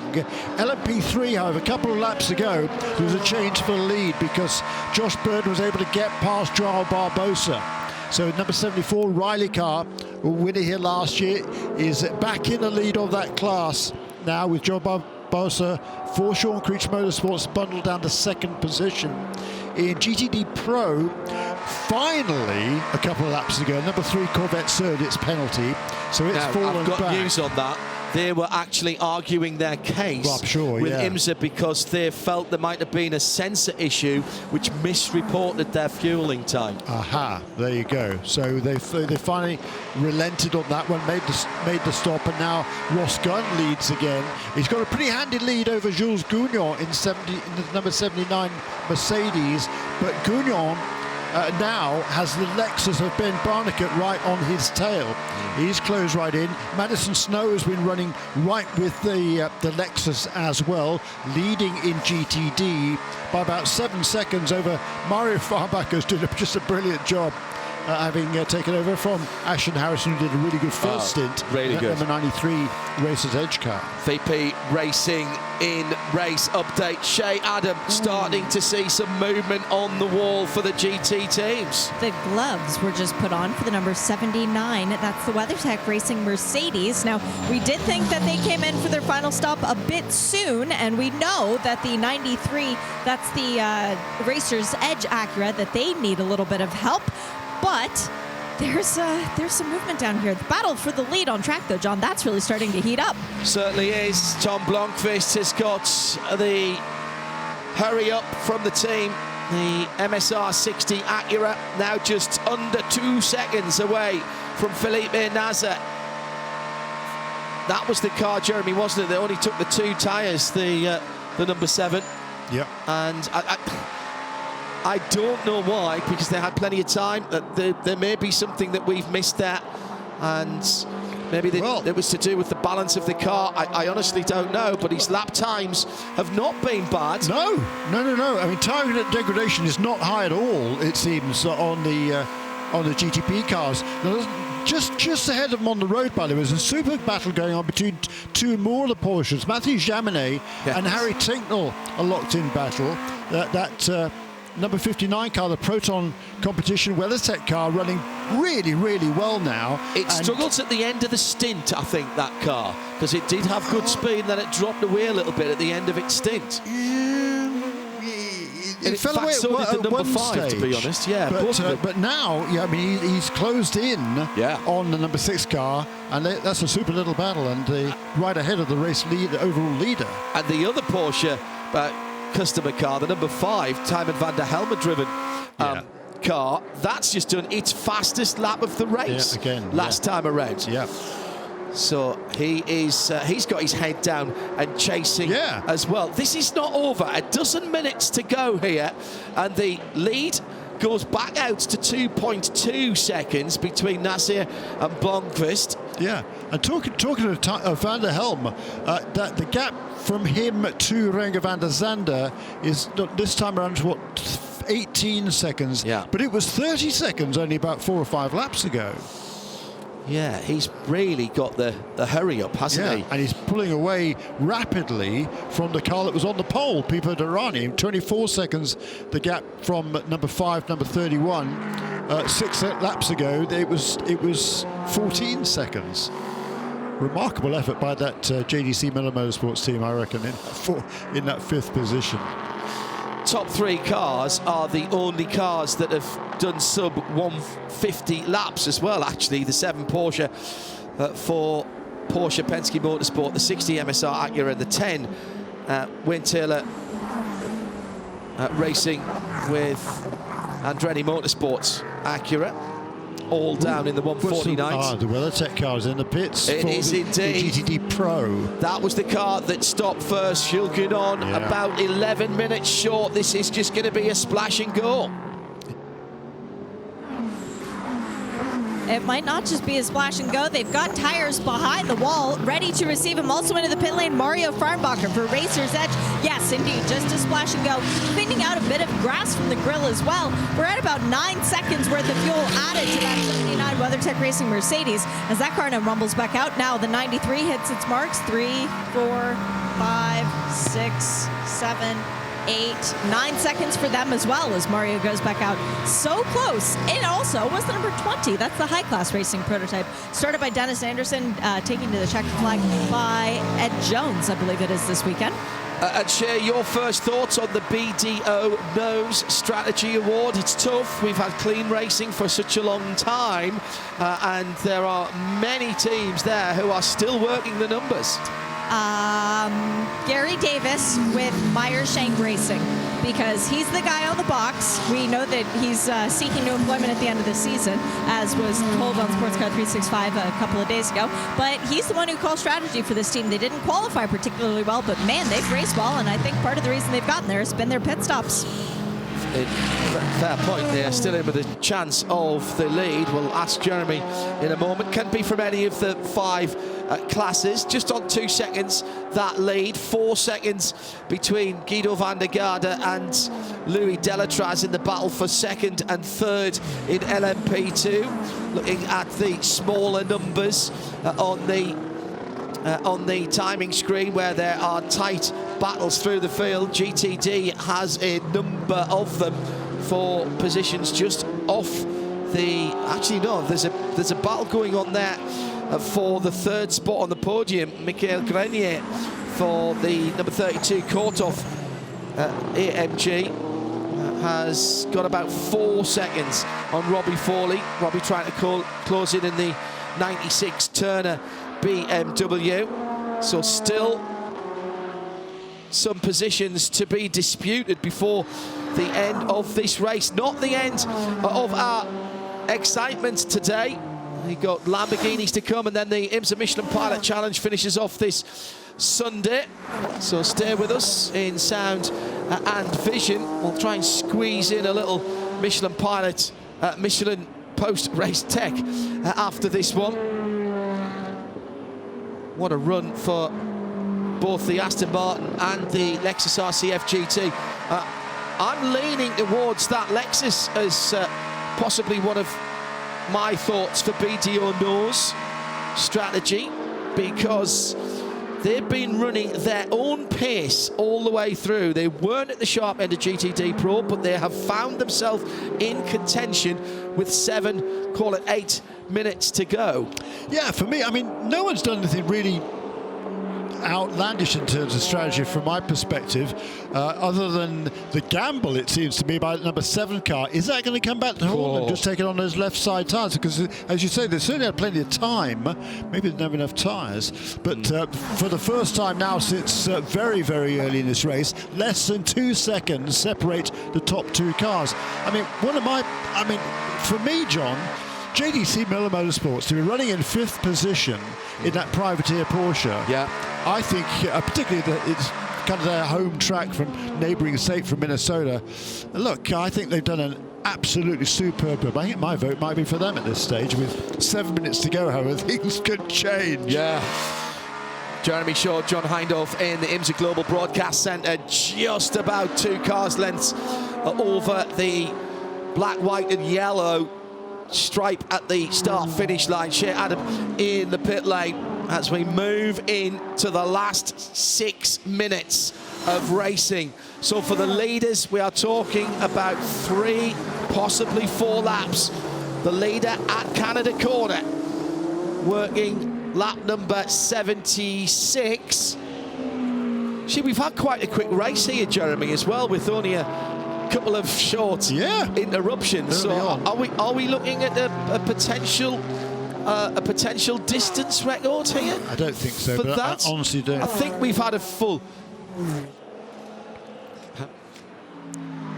83 is the record, I think. So we're not quite going to get that. 75 for GT, so we're not going to get that. I think we have had a full 2 hour 40 green flag race here from memory. I think we have.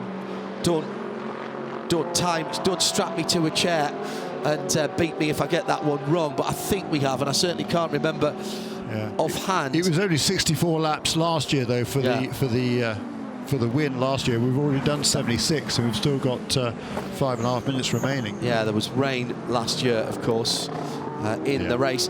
Well, Felipe Nasr is doing a good job at the front of the field. 2.1 seconds, 1:51.0 for Nasr. Took 0.4 of a second from Tom Blomqvist. The traffic could play its part here. Talking to Guy Smith before the start of this race, taking us back 11 years ago to a car at the front of the field that perhaps didn't quite have the performance of the car chasing it down. The last half hour there was nail-biting, edge of the seat, hold your breath stuff, and we're getting into that kind of area now in the last 5 minutes. That's your 5-minute warning. The leader coming up to another crop of cars as he heads down towards Canada Corner. There's at least half a dozen machines, and there's Frederick Shandorf putting in the fastest GTD lap for Inception as he's just gone past us. The number 70 McLaren down to a 2:04.3 as he's trying to get a little bit closer to Madison Snow back in the car to finish off Paul Miller Racing's afternoon. It's just over 4 seconds between those two cars. Time running out now. If you've got performance, Jeremy, no point in holding it back. Put it out there on that dark tarmac. Yeah, exactly right. And that the leading Porsche, he's working his way through some traffic now. He's right up onto the tail now, though, of the almost lapped other Porsches. One is teammate number 6 car, who's just fending off Harry Ticknell in the Proton car. The couple other notes here in LMP2, the number 52 car still has a pretty stout lead, but Guido van der Garde is coming under intense pressure from the Tower Motorsports car number 8. Had some problems early on, and Louis Delatraz has made up that deficit. He's now right on the tail. That's the battle for second and third, 35 and 8 in LMP2. Time of Van der Helm continues to lap consistently, 52 last time around. But it's Renger van der Zande of the top class who was quicker last time, a 150.8. There's some 13 seconds between himself and a step on the podium, but he's not giving that one up. Now the leaders just fighting their way through the last bit of traffic. The number 7 car through the kink for the leading Porsche. There's one car between the first and second. It's the 32 Korthoff AMG GT3 coming down to Canada Corner and through it for the leader. 3 minutes to go. This lap. Now just got not to make a mistake. Yeah, this lap and probably 2 more. Actually, there'll be 2 to go, I reckon, this time around, Jeremy. Yep. Era Motorsport, Ryan DL in and out for a splash of fuel. Wayne Boyd the same for the Duquesne, number 17 for AWA. Leaders with nothing between them in terms of traffic going down to turn 1. In terms of time, it's 3.3 seconds. Nasir flashing his headlights. He goes down to turn 3. It's the Pfaff Porsche that is ahead of him this time around as he's in the long run down to turn 5. No mistakes here for Felipe Nasser, and that's easier said than done, particularly on this circuit with this traffic, Jeremy. Yeah, the last lap time for the leader was 153.5. The previous 3 laps had all been in the 51s. A couple of laps before that were in the 50s. So traffic on that last lap, and as they worked their way through that traffic, he was able to extend his lead just a little bit by actually better part of a second over Tom Blomqvist in second place. Blomqvist caught behind the Pfaff Porsche down at turn 5. That's going to cost him some time.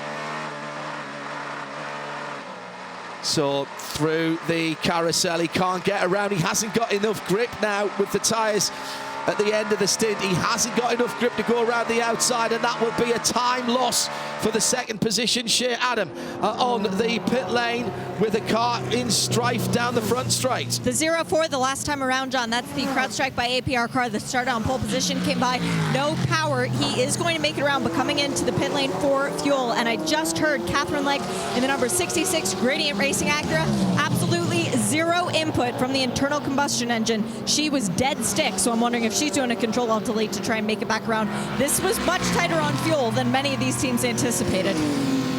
Yeah, Porsche keys to the race, be flexible with the strategy, but the strategy first has to be get the car home, and that is what Felipe Nasser has to do now. 4.048 miles to go. America's National Park of Speed is seeing something of a masterclass today by the number 7 Porsche Penske Motorsport 963.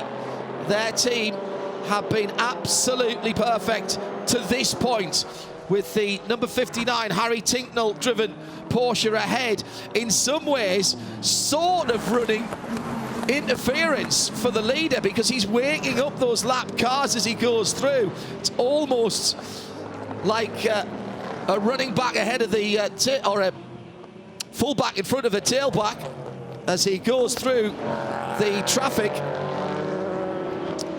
And now half a lap or thereabouts to go for Nasser. Great opening stint by his teammate Matt Campbell, who started the race. There was no one alongside them because of the early wars this morning in warm-up for Alexander Sims, Pipo Derani and the Whelen Engineering Cadillac team. One more prototype to pass here for the leader. That's the number 20 high-class racing machine of Ed Jones. And he's not trying to go through. He's just, the leader is just pacing himself. It was 4.5 seconds. The Acura threat has been dealt with. It's been a perfectly pitched last run to the checkered flag from that last pit stop. Only 2 tyres. We questioned that, but it's worked. It didn't save them any time. But Felipe Nasser has used the performance of the Michelins and will come through to take a Porsche victory at Road America. Problems further back down the field for Trent Hinman in the Volt Porsche. He's off at turn 8. There may have been an incident with the number 96 BMW because that car's gone off in the same part of the circuit as well on what would be their last lap. Tom Blomqvist confirmed second place for MSR and Acura. And we're just waiting for Ricky Taylor to come across the line. Whilst we wait for that, let's hear from the man who started 2 hours and 40 minutes ago on the front row of the grid by himself, Matt Campbell. Well, I asked him a couple days ago if Road America was his favorite track in North America. Now 3 times a winner at this venue. He's congratulating all of the people behind the scenes, as right he should. Matty, 3 times a winner here. Is it now officially your favorite track? Yeah, definitely is up there, that's for sure. I mean, phenomenal day. First win in IMSA and GDP, so finally got to tick it off. We've been fast, I feel like, on quite a few occasions, but luck's never been our side, and today we've just executed perfectly. So, yeah, thank you to all of Porsche Penske Motorsport, and nice to finally get one on the board after a tough year. What was the thinking on the 2-tire stop instead of 4? Yeah, I mean, it's obviously quite hard to be able to get tyre temperature here, and it's really tough. So just to try and, minimise the time lost out of the pits. Congrats. Thank you. Very interesting, keeping the heat in the right-hand side. Tyres continuing with GTP, 4th position to Renger van der Zande and the 01 gold-fronted Cadillac racing car. Brilliant 5th position for the number 5, Tijmen van der Helm, bringing that car home after a pretty feisty first run from Mike Rockenfeller. They're getting their heads around that car and they are becoming a force to be reckoned with. Cadillac in 5th position for the pole-sitting car, 6th for the Mathieu Jaminet finished car, the number 6 that Nick Tandy started, and the 59 of Harry Tinknell getting to the end. And all of those top 8 cars on the lead lap at the end. So Harry Tinknell did stay on the lead lap. Ship. Well, I know it's not your birthday this time, Ian James, but you still got to win at Road America. It's the first time on the podium for either Ross or Alex. What do you think about taking them to the top step? Yeah, I mean, amazing to do 2 in a row like we have, and out here supporting Seattle Children's Hospital makes us so proud. But it just shows you put other teams under pressure and they make mistakes, and we're on the top spot. Harder Racing strikes again. Congrats. Thank you. In the classes, LMP2 win with Paul-Luc Chatlin finishing off some very good work from Ben Keating earlier on, who really had the hurry up in the opening laps. The 35 of TDS Racing, Guido van der Garde. What a week it's been from them in 2nd, and 3rd for Mikkel Jensen in their 2nd car. Both of those cars rebuilt.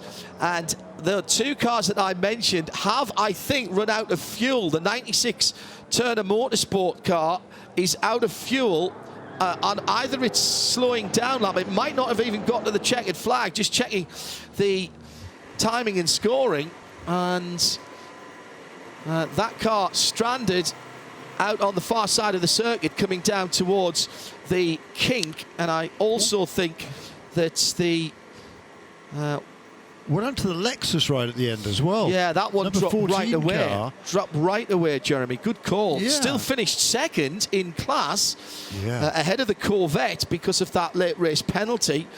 But Ben Barnicat dropping well back from Ross Gunn. But that was an odd one because they had been running well and getting good fuel mileage. In LMP3, Josh Burden brought home the winner, the Riley number 74 from the 33, Ligier in second, and AWA in the 13, and the Duquesne gets third position. GTD Pro, we've just heard from the Heart of Racing, from the Lexus number 14 and the Chevy Corvette, and in GTD, pretty much a lights to flag victory. GTD winner, BMW Paul Miller Racing from Frederick Schandorf and the rest of the Inception team. That's half the races this year have been won by Paul Miller Racing. Third, by the way, the Lamborghini of Korthoff, the Mercedes of Korthoff Racing and Michael Grenier. And our BDO Nose Strategy Award going to the number 5 Porsche 963 of JDC Miller Motorsport, getting their head around there. That car has barely been in their hands. They've done 0 testing with that car. They come home in 5th position and only around about half a minute away from standing on the podium. So they will be getting a very, very lovely trophy from BDO here in the next few weeks or so. Let's get back quickly to Shea and see if we can grab a bit more atmosphere. That was a cracker, Shea, and what a victory for Porsche Penske Motorsport. We didn't expect that at the start of the week. No, we didn't. Fantastic job by them, and especially to come back and fire back and prove, hey, we can do anything the sister car can do as well. That is magnificent. Did you say it was Paul-Loup Chatin and Ben Keating who won in LMP2? Indeed so. All right, I've just spotted Paul-Loup, so let me walk over to him because this is his second win in North American racing, the first of which was the 24 Hours of Daytona. So I'll give him a second to pull his helmet off. He's literally just climbed out of the car. It looks almost perfect. You didn't even dent it up or scratch it or anything. It's perfect for the boys. And now it is a race winner. And yeah, one of the few cars that we can say is still good enough to go back on the track. Paul-Loup, congratulations on another win. How difficult was it today? Thank you very much. It was a very nice race. Ben did, as always, an incredible job. He gave me the car in the best position as possible, and the team also did a great strategy. So I fight for during the first team to stay on the lead, and after, thanks to the strategy of the team, I just have to finish the job at the end. And so at the end, I took no risk at all, just to bring back the car in one piece, and it's what we achieved. So I'm really proud of the team. Congratulations, puts you in the championship lead too. Thank you very much. Jeremy Shaw doing a little bit of arithmetic at the moment, and we'll pick up some of the championship standings when we get to Michelin Post-Race Tech, which follows us on IMSA Radio. Well, what a race. Jeremy, quick note at the top of the GTP field before we sign off from here. I think we've got a new championship leader, and it's not the car that was in second place, because that was a BMW that had problems. It was the car that was in third place, Ricky Taylor and Philip Albuquerque, yet to win a race this season, but coming home here today with a third place finish. Unofficially, they have 2,171 points, and that would put them 6 ahead of Pipo Derani and Alexander Sims. We'll pick up the rest of the championship points in Michelin Post-Race Tech. Jeremy Shaw, Shea Adam and John Hindhaugh signing off for our World Feed TV. Thanks very much to the technical staff here at Road America, and indeed our colleagues at NASCAR Productions up in Charlotte. We'll hand the PA back to Eric Miller and the rest of the team for the post-race formalities, with a reminder that we've still to race at VIR in the All GT meeting at Indianapolis, where we have a 4-hour Michelin Pilot Challenge into the gloaming, and then of course the 10-hour Motul Petit Le Mans at Michelin Raceway Road Atlanta. Don't miss a minute of it. Don't miss a millimetre of it. It'll all be here on IMSA Radio and IMSA TV.